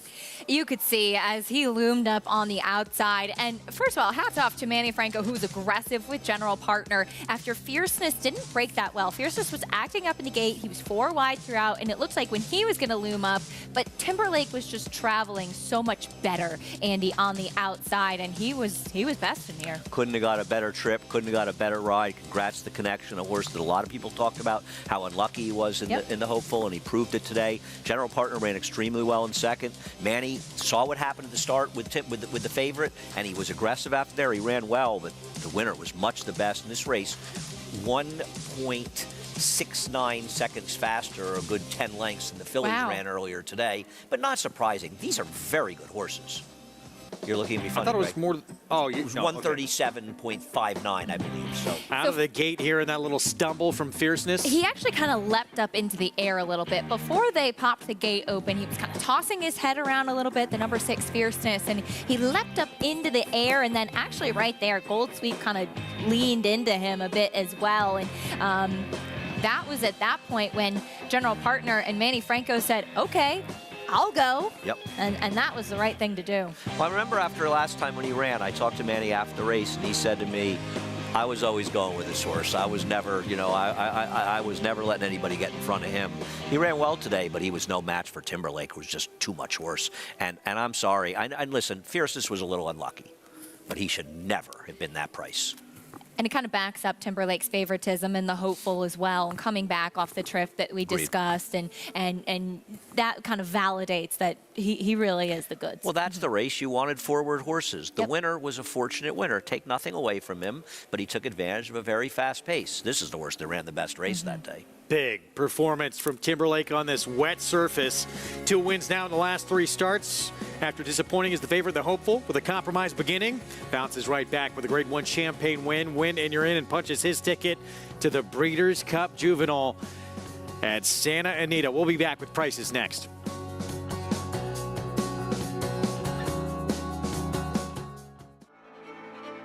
Connect, a Grade 1 winning millionaire, now making his mark as a sire. With Grade 1 winner Rattle and Roll in his first crop, along with Grade 3 winner Hidden Connection and stakes winners The Alice Look and Implicated in his second. With a full book bred last year, there is more quality in the pipeline. Connect, a proven sire in the making, standing at Lane's End. Just minutes from downtown Saratoga Springs, you'll find GMP Farm, a utopia of healing for equines and humans, offering revolutionary, customized equine care using state-of-the-art imaging and therapeutic technologies for horses of all disciplines. Immerse yourself in tranquility in our sacred spa, offering specialized spa treatments and holistic therapies to refresh and rejuvenate among tranquil mountain views. Start your journey to wellness. Visit gmpfarm.net and sacredspaandwellness.com to schedule a treatment today. Every sire hopes to have a son to follow in his footsteps. An impressive debut. For Munnings, that son is Jack Christopher. Jack Christopher to win the Champagne. Unbeaten Grade 1 winner at 2. Dual Grade 1 winner at 3. And he is pouring it on here. It is Jack Christopher winning the Grade 1 H. Allen Jerkins Memorial. Jack Christopher. Race Lens is the most in-depth product in horse racing, with unique features found nowhere else. True odds, predictive analysis, and pace projection. Race Lens. It will change the way you follow horse racing and take your game to the next level.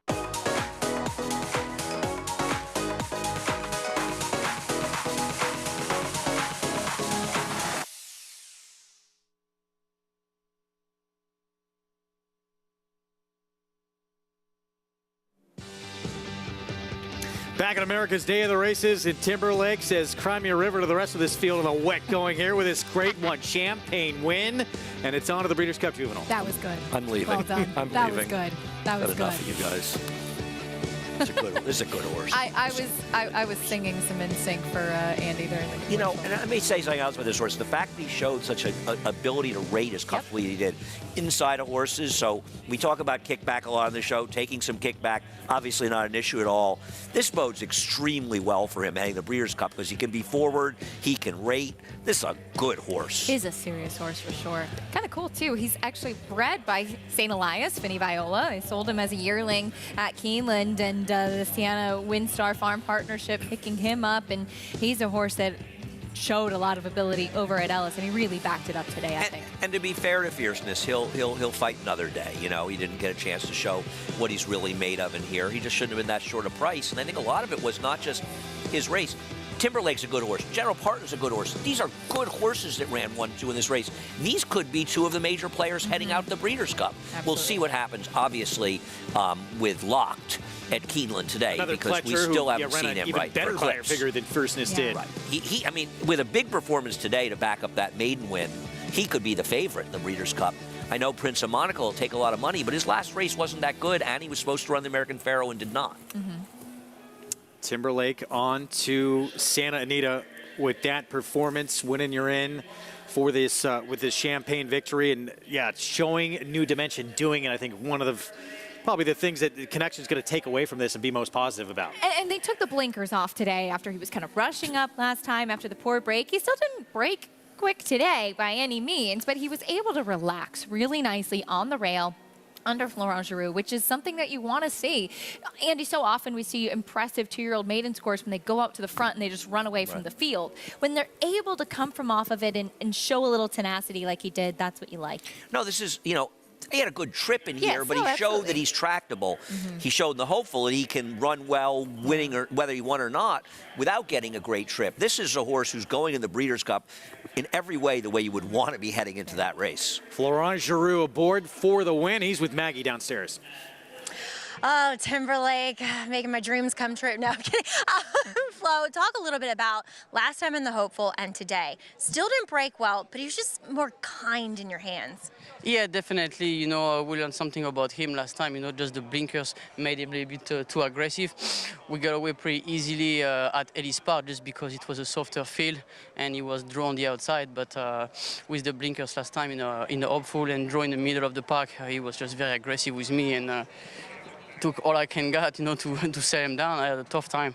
And no, today way more relaxed. I can tell already, even in the post-parade, he was much more calmer. He was very aware of his surrounding. He was looking around. He was focused on the race.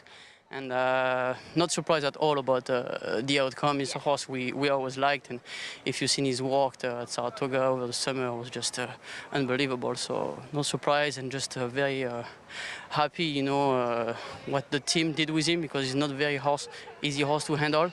Took our time and we got paid today, and it shows, you know, sometimes teamwork Makes the dream work. The dream work, exactly right. Well, Flo, too, he also, well, he wants to get in a fight, and hopefully it's not with you, but he really is an aggressive type of horse where you set him down, you set him at a target, and he wants to get after them. Does he improve as these distances get longer? Because certainly with the mile today, it did not look like he was slowing down. No, definitely. You know, he's such a very big, imposing horse with a beautiful pedigree. He's bred, you know, top and bottom to go longer. And like I said, you know, he's just a very nice looking horse to look at. I mean, you look at him, I mean, you can see him and the rest.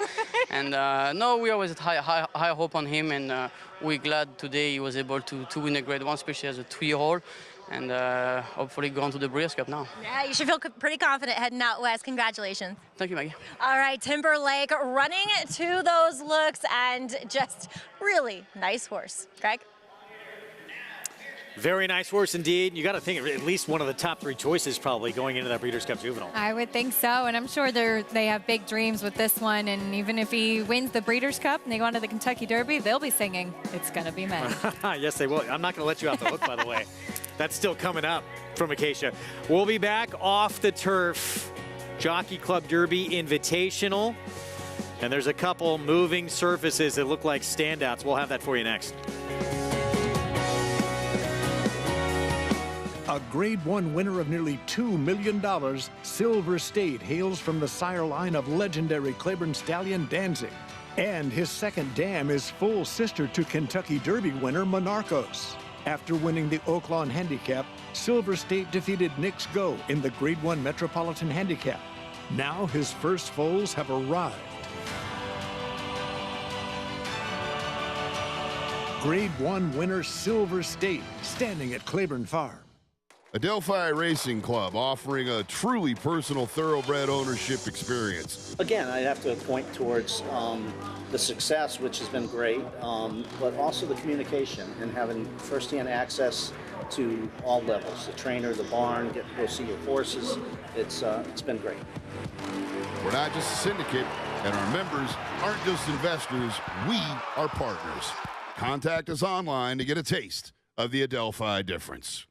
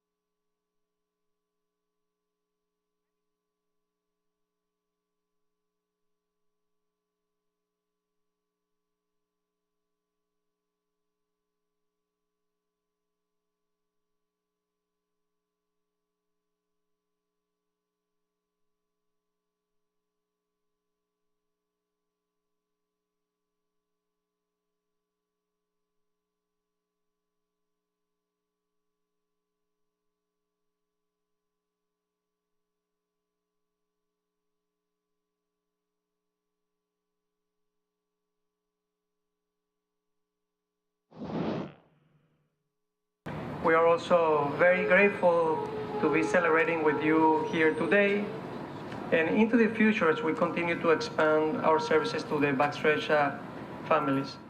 It's a wonderful time for allowing us to build something for our stable help, our backstretch community, where they will find the encouragement in a different scene where they're used to, from a trailer to a building that will have a facility that will be multi-purpose use and office spaces enough that they could feel comfortable getting the help that they're looking for or encouragement as well. So we're thrilled to be open to everybody within the racing community and our community abroad as well that surrounds the Belmont racetrack.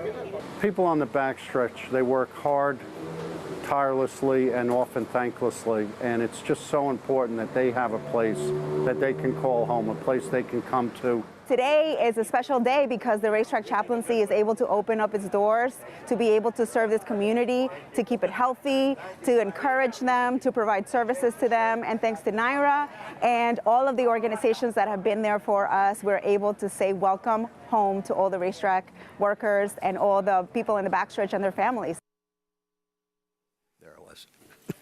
Great to see that. And Andy Serling was on hand for that ribbon cutting ceremony. I was. I was honored to be the MC of the event, and they're just an incredible organization, and giving back so much to the backstretch workers who give us all so much. All of us up here, we wouldn't have jobs, of course, those people. All of you at home, you wouldn't be able to enjoy our races if it wasn't for the people that work on the backstretch. And the New York Racing Association, between the chaplaincy, the Belmont Child Care Association, BEST, the Backstretch Employee Services team, offer a lot to the people in the backstretch. It's never going to be enough because they do so much for us, Acacia. So many incredible resources that are really essential too. And as you said, I mean, you're only as good, every operation is only as good as the staff and the people working with the horses, and people that come early to work, that stay late as well. And we're so grateful for all of our wonderful team and family on the backstretch too. And Umberto and Karen Chavez, of course, and Nick Harris, who do so much for the organization. And it's just a terrific organization. And it honestly means a great deal to me that I'm able to do anything involved with them. I think they're a great organization. You don't want to tell people to give, and it's hard. A lot of people can't really afford to give. But if you can, they're an organization worth looking into. Absolutely. We have more coming up. Grade 3 Jockey Club Derby Invitational changed dramatically, obviously, with this race coming off the turf. We'll talk about what that means with who remains in the race. The 1, 2, 3, the 9, they all come out, and with who remains.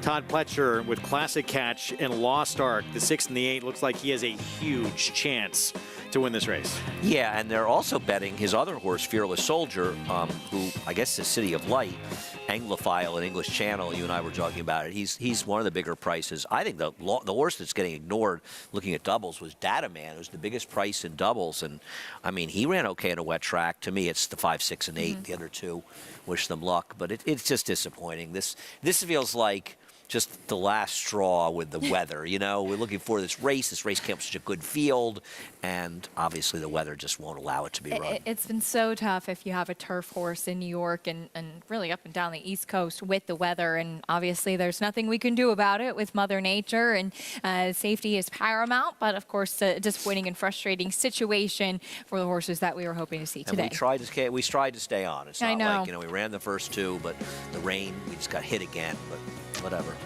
Here's the third of those 3 Pletchers, and this one's the favorite right now. Fearless Soldier wants, or at least has been, forward.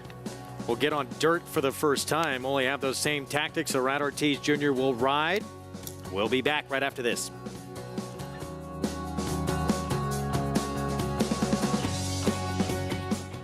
The momentum continues for War Dancer as War Smoke delivers at Finger Lakes. War Smoke in front, another one for Andre Worry. Barrage runs down the field at Saratoga. Here's Barrage with a final surge. Barrage got up. And Born Dancer goes wire to wire, outlasting all comers. It's going to get close. Be of Courage coming inside Born Dancer. Photo finished. Shouldn't you have a War Dancer? War Dancer, proud to stand in New York. Now more than ever, it's time to get with the program. When shopping for your next race prospect, consider that New York breds start with an advantage. Our New York breds run for serious green. At Saratoga Race Meet, New York bred maidens run for up to $88,000. New York bred allowance horses run for up to $100,000. And New York bred owners can collect awards of up to $20,000 per horse per race. So get back with the program. Seriously. On a perfect day, there is no finer place in all of sports. Nerves, excitement, and anticipation. Than beautiful, truly stunning.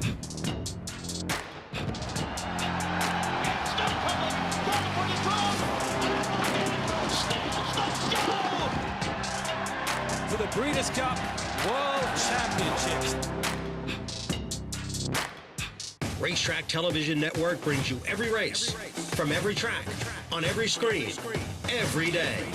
With monthly packages starting as low as $5, RTN gives you great value and access to more live HD streaming and race replays than anyone. Visit RTN.tv today to sign up and watch on almost any device, including Roku and Amazon Fire.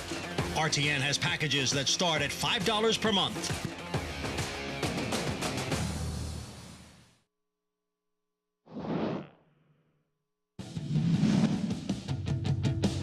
there's Yabir, and Yabir is now mowing him down.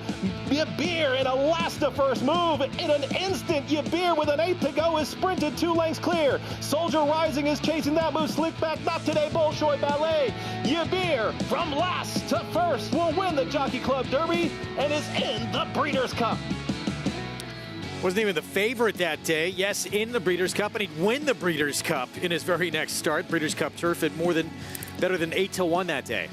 Yabir, and this was really kind of the start, really, of the Charlie Appleby domination, at least as we saw in New York, Andy, and this was what kind of spearheaded it. I think really the first one was when we saw them come over with the Diana and be successful there, but taking advantage of the big purses with these 3-year-old turf races and having the opportunity to run in a race like the Jockey Club Derby. But the reality of these races are the mile and 3/8 and mile and a half races and these are all mile and 3/8 now for 3-year-olds in the fall.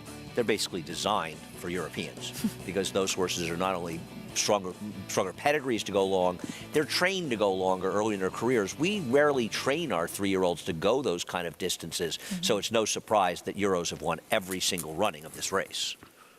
Well, we'll get to it in a moment. Let's head downstairs to Maggie. We'll check in with the trio from Todd Pletcher. And the one that's favored right now, I don't necessarily get, but we'll get to that one in a moment. And if you wanted a hunch play for today, it would be Lost Ark in here, as I feel like we're in Noah's Ark. And he is one that, watching him work over the turf, watching him run over the turf last time, he kind of ran with his head up in the air, his tail out. And to me, that always strikes me as one that isn't necessarily all that comfortable over the surface. Now, we'll see how he deals with a wet track for the first time.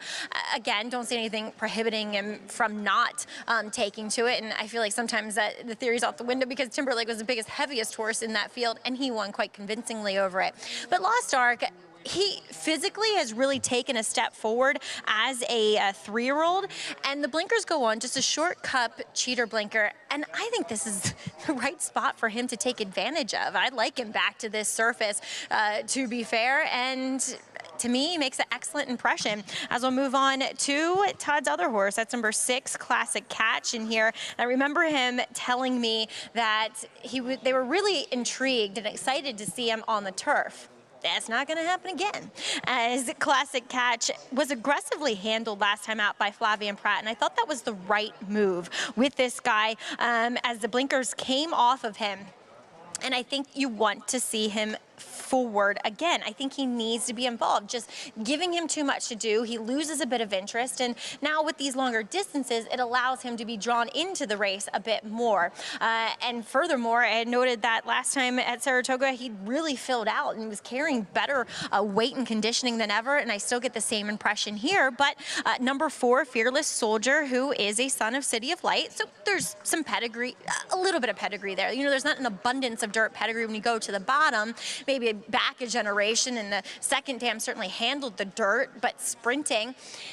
Looking at him, though, he looks very turf man. And to take a short price on a horse who has never done this before, I think is a little bit silly, whereas you have the 2 other Todd Pletcher horses that have proven that they can handle this surface, Greg. That's what I was going to ask you guys. We went to Matt. It's just strange. This horse is favored right now. It's bizarre. Yeah. It's bizarre.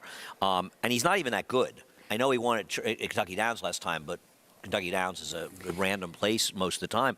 Todd Pletcher has never showed any intention to run this horse in the dirt at all. Even ran a synthetic down at Gulfstream. I'm sure he's got a barn full of better dirt horses, but of the 3 Todd Pletcher horses, to me, and I think you guys agree, he seems like far and away the least likely winner. Couldn't agree more. And as Maggie touched on, I mean, the bottom side with the Giants Causeway Mare, more turf in the first generation. On the top, City of Light, of course, he won that Pegasus World Cup in the pouring rain.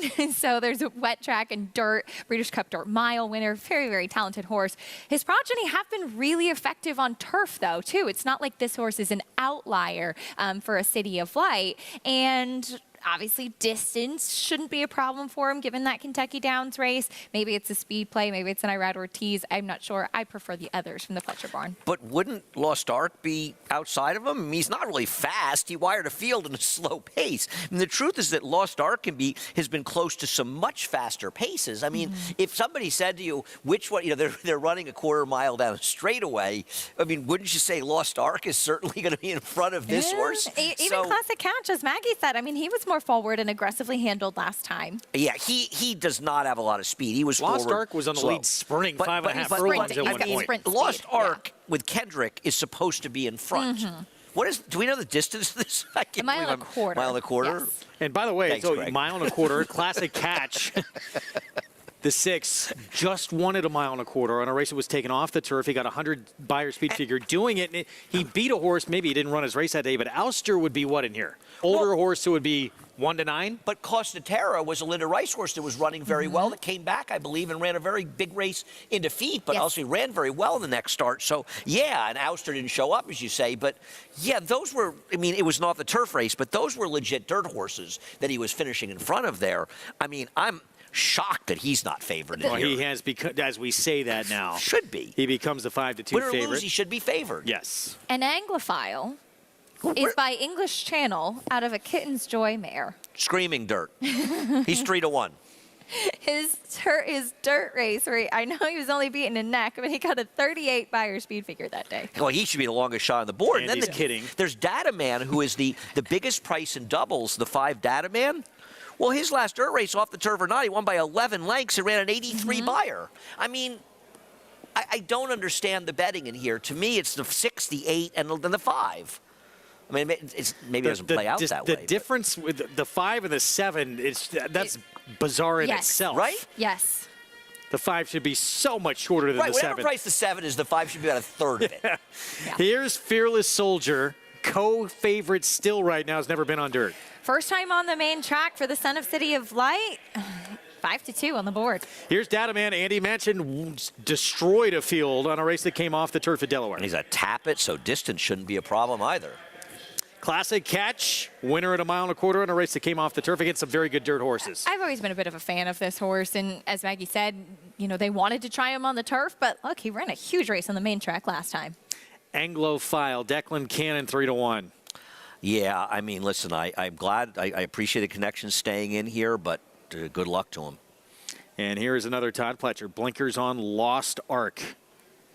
Blinkers going on for the first time, too, which I think is an interesting move. As you said, Greg, he broke on top when sprinting on debut. He has legit speed. He hasn't been the most consistent type as well, but I think that they just might have found a good spot for him. Look who he's been running against. I mean, he ran against Scotland and Il Miracolo. He lost a Forte. Otherwise, he won his dirt races. I just think he probably could be vying for favoritism, and he's a half to Nest, who's running tomorrow in the Spinster, trying again, or in Idiomatic. And, of course, Marion Ravenwood, thus the name, Lost Ark. I like it. Great name. It is a great name. That's a great name for sure. You can play all the action by getting signed up. Started with Naira Bets. Go to nairabets.com. So 2 to 1 favoritism. I mean, would you think not only should this horse we're looking at be favored, but should it be more in the range of maybe 8 to 5? Yes. And I don't understand why, of the other Todd Pletcher horses, why Lost Ark is 4 to 1 versus 5 to 2 on Fearless Soldier. Sometimes we see these off-the-turf races being misbet, and we may have a case of that here, JK. Oh, this is a tough situation. I mean, when you look down at these races that these horses have run, the 6 Classic Catch has, the most dirt form. It makes a ton of sense when you look down and you see fast numbers on the dirt. Feels like a horse that should be able to take advantage of the situation in here with running against a bunch of their turf horses. Fearless Soldier, I will say, is one. He's taking some money as well, who has a style that I kind of like considering. But the fact that even on debut, Todd ran this horse on the synthetic, and then the turf. This horse has never been close to the dirt. Makes me feel like Todd doesn't think this horse can really run on the dirt. But why not take a shot in here at the purse? I'm going to go with the 6 Classic Catch. It's not the most clever opinion, but with a bunch of horses that look like they want to run on the grass, this one looks like he wants to run on the dirt. It would appear that way. And he's the 2-1 favorite right now. And another advantage he has on Lost Ark is stamina. You don't have to be concerned about him getting the distance. Lost Ark feels like a horse that it's not unfair to be a little concerned with the distance occasion. I do think that the distance is my big question with Lost Ark. That said, I think that if he is forwardly placed and able to kind of carry that speed a little bit, and he's coming in maybe in a little bit better form than what we've seen from him, this could be the better spot for him. Kendrick is supposed to be aggressive with Lost Ark. And those odds, he's just an overlay, and I agree. He's just go to the front with him. And still, strangely, this horse right here, and it's all turf pedigree, is 7-2 right now. Anglophile. With more, let's go to Maggie.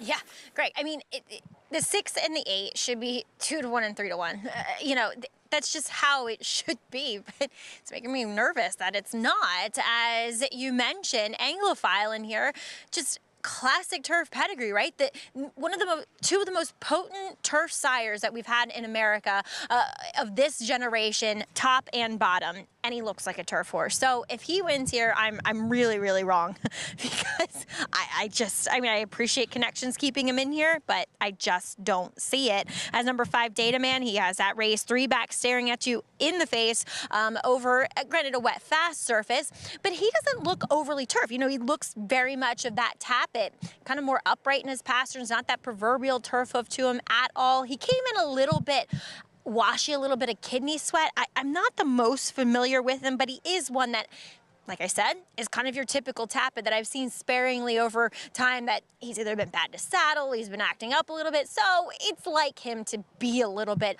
more on the running hot type of side. I just thought that Classic Catch and Lost Ark look by far the best in here with the turf form, guys. And they made an equipment change with him last time out, Classic Catch. They took the blinkers off. It was a 2-race experiment, and he ran the best race of his life at this distance. I thought it was interesting what Maggie said about him filling out coming into Saratoga, too, because for me, personally, back in the Peter Pan and the Wood Memorial, that had always been a little bit of a concern with him. And maybe he's just a horse that has improved and has stepped forward. And I thought it was interesting that Todd was still keen to see how he would handle the grass. And he has a stakes-placed horse in Bobby G, who won on the turf, Andy. But this is a horse that's shown some versatility, and he's obviously taken a step forward. We have no doubts about the distance with him. He's got to carry the weight of all of us as far as the selection. He's a little too obvious. Race. The biggest knock on him is a little too obvious in this spot, but I just really think that he becomes the horse to beat. And his Wood really wasn't a bad effort. That race was completely dominated in the front end. He's the only horse that made an effective close. He had some early trouble, and he's also a horse that's going to benefit from a small field because even though he doesn't have the speed of the other Pletchers, he's not going to be that far out of it. Getting set to load up here. Jockey Club Derby Invitational completely changed, unfortunately, because of the weather coming off the grass. And as a result, we're left with a 5-horse field and the 8-5 favorite. Classic Catch, one of 3 in the race for trainer Todd Pletcher. He is no question the one to beat. Won at this 1.25 mile distance last time out. His stablemate right there, Lost Ark, putting blinkers on with Kendrick Carmouche. Let's go upstairs. John Imbrial with the call. Waiting now for Anglophile and Lost Ark.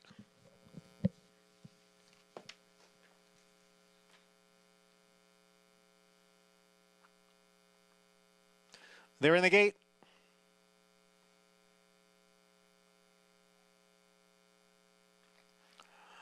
And they're off. And it is Fearless Soldier who shows first. Lost Ark from the outside, moving up now to challenge. But Fearless Soldier is the leader, with Lost Ark racing in second. The front 2 have opened up 3 lengths on Anglophile and a Data Man who's down at the rail. And farther back is Classic Catch in 5th as they race into the clubhouse turn. And it is Fearless Soldier setting the pace here and leading by 1.5 lengths. Lost Ark is in second, the opening quarter over the offgoing in 23 4. Data Man, the gray, sits in third, just 3 lengths from the front. And then it is Anglophile and farther back, Classic Catch. The field is on the backstretch now, with Fearless Soldier, the leader here, by 1.5 lengths. Lost Ark continues to chase in second with Data Man not far behind in third. Opening half, 1:48 1/5 seconds. They're midway up the backstretch, and it is Fearless Soldier by 3/4 of a length. Lost Ark on the outside in second. A break of 2 to Dana Man. Now Classic Catch picks it up in between horses. And on the outside is Anglophile. So 4 lengths separating the field, with Fearless Soldier holding on to the lead by 3/4 of a length. Lost Ark runs in second. 3/4 up in 1:12 and 3. Classic Catch is in third. Lost Ark now moving right alongside of Fearless Soldier. So it's Fearless Soldier on the inside and Lost Ark on the outside. They've got 2 lengths on Classic Catch in third. Data Man is being asked for more. Anglophile has dropped out of it. They're coming for the head of the stretch. Here is Lost Ark on the outside to poke ahead in front. Fearless Soldier down at the rail is back running in second. And Classic Catch is next in third. It is Lost Ark with Fearless Soldier trying to come back again on the inside. Data Man racing erratically through the stretch. Classic Catch out in the middle of the course as they come down for the 16th pole. It is Lost Ark, Classic Catch. Lost Ark the leader. Classic Catch trying to get him, but Lost Ark is going to hold on and win the Off the Turf Jockey Club Derby. Compromise beginning for Classic Catch, and he still made a big late run, but it goes to a stablemate. Lost Ark, blinkers on. Kendrick Carmouche for Todd Pletcher. And he sat just off the hip of his stablemate, the number 4 Fearless Soldier, who was the one setting the pace, but Lost Ark was able to take over pretty comfortably. And the number 6 Classic Catch, he was the one that took the worst of it at the beginning. Andy getting sandwiched and squeezed back. He was not up close to the pace as we anticipated him. Yeah, I mean, listen, we like the 6, and he lost to 6 to 5. I'm not upset. I used both these horses into multi-race bets, but the 6 was extremely unlucky to lose this race. Yes. Takes nothing away from the winner, who was an overlay, and we talked about it. It's not supposed to be 7 to 2 in this race. How he's a bigger price than the 4 is beyond me. I mean, we talked about the kind of horses that were beating him. I know our friend Sarah Abadwi probably bet this horse. She liked this horse in the Curlin, so she certainly came back and bet him today. You know, it's funny. He's not the smoothest of movers either. He has kind of high knee action. He runs with his head up, his tail straight out, and maybe that's why Todd Pletcher tried to run him on the turf, and maybe just thinking that could kind of smooth out his movement a little bit in the way that he covers the ground. But Lost Ark, as Maggie said, your hunch bet for the day on a rainy afternoon gets back to the winner's circle. Yeah. Glad for Kendrick, too. Always happy to see Kendrick. Kendrick, he won a race, a stake race here, not on a Calumet horse. Right. It was nice to see it happen. Good for you, Kendrick. Bump at the wire. Good for you, Kendrick. Yeah. Nice win. Riding really well right now. Yep. 8-6, 4-5 compromise beginning for Classic Catch, but give Lost Ark credit. Holds him off late. Son of Violence wins for the 4th time in 8 career starts. And his first try on a wet track, a winning one here for Harold Ventures. 7-2 on our final live action. We're going to bring you on our program this afternoon. 6-5 favorite winds up second. And that's going to do it for this program. What we saw from these 2-year-old races, what do you guys take away from the Frizette, that Belmont Just FYI filly, and what we saw with Timberlake for Brad Cox? I thought Timberlake was really impressive, Andy, a horse I'm really looking forward to going on to the Breeders' Cup. And there had been a feeling that the horses coming out of that hopeful would run better today, and that's what we saw with Timberlake, who I think he's the real deal. I couldn't agree more. I really like his versatility, the fact that he doesn't need to lead, but he has the speed to put himself there. I thought both horses that ran 1-2 ran well, but Timberlake clearly the best in there. And listen, I'm happy for the connections to Just FYI, and Justify is starting out and doing very, very well. He's going to have to get faster to beat Tamara out in California, but still, nice effort. But the boys, they were the stars. And a big day for George Krikorian, homebred Just FYI, and then Warlike Goddess beating the boys once again. Yeah, it's fun to see her come back, too, because there were some question marks about her. Was she still as good? And she's been so dominant the last couple of years, but is she back? Is she the best version of herself? She had legitimate excuses in her last 2 races when she got headstrong, and then on Belmont weekend when the field was wired by market segmentation and she was up against it. And, you know, she had legitimate excuses, Andy. She was much the best in this race today. And it'll be interesting to see what the connections do as far as the Breeders' Cup, because she should have won the Breeders' Cup. It was a 1-3 ace, but she should have won the one 2 years ago. That was the race where Julian left the ride on her. And it was, and I'm not a jocker of Julian, but that was not his best move. Take a look at our winners from earlier today. It was McCulloch getting back on track after a big upset at Saratoga, winning that Fasig-Tipton Waya 5 in a row in that race for trainer Chad Brown. Joe Hirsch Turf Classic, we just talked about. 6-year-old Mare Warlike got us back to her winning ways. Just FYI, now 2 for 2 for Belmont. It's on to the Breeders' Cup Juvenile Fillies. Today's flavor race comes off the turf in that turf sprint and able to take advantage, being alone on the lead as well. And in the Champagne, Timberlake, very impressive, punching his ticket to the Breeders' Cup for trainer Brad Cox. Hope you enjoyed our coverage this afternoon. Kendra Carmouche, Pletcher, and Harold Ventures close things out here with Lost Ark, getting the victory in the final live race we're going to bring you this afternoon. $9.70 for the victory. Pretty nice record this one's putting together. He has. Todd Pletcher triple as well. Finishes 1, 2, 3. He's not upset it came off the turf. And yeah, we're back tomorrow, 12:30 Eastern start time on our Sunday edition of the program. We have some more good stakes tomorrow. And Acacia's abandoning us tomorrow. Yes, my cousin getting married tomorrow, so. Enjoy. Congratulations to both of them. Yes, I will tell them thank you. We hope to see everyone else. Again, 12:30 Eastern start time on FS2. Check your local listings, though. We will see you on that coverage. Fun afternoon, even though we got more rain on Saturday, but some big performances. Some of these horses and these names you're going to be seeing on championship weekend. Joe Hirsch Turf Classic, she is back. Warlike Goddess, adding another Grade 1 win, repeats in this race, beating the boys once again. And then these same connections follow it up with another Grade 1 win. Just FYI, Junior Alvarado, George Krikorian, and Bill Mott with his filly in the Frizette, and Timberlake on to the Breeders' Cup with his Champagne win. We'll see you tomorrow.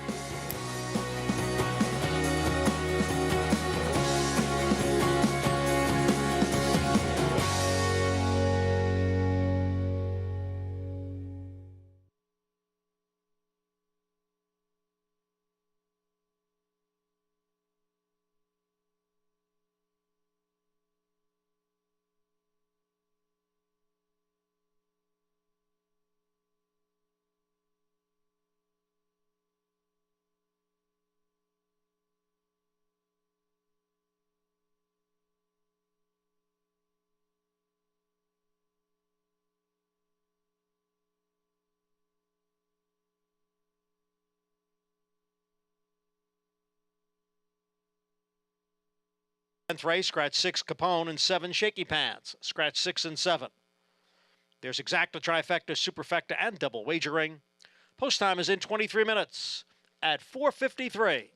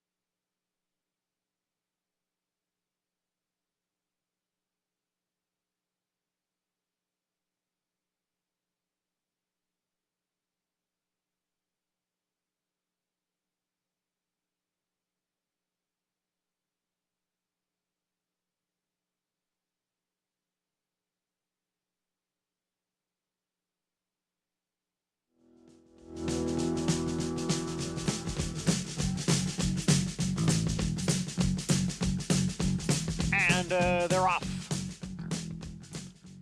And it is Fearless Soldier who shows first. Lost Ark from the outside, moving up now to challenge. But Fearless Soldier is the leader, with Lost Ark racing in second. The front two have opened up 3 lengths on Anglophile and a Data Man who's down at the rail. And farther back is Classic Catch in 5th as they race into the clubhouse turn. And it is Fearless Soldier setting the pace here and leading by 1.5 lengths. Lost Ark is in second, the opening quarter over the off-going in 23 and 4. Data Man, the gray, sits in third.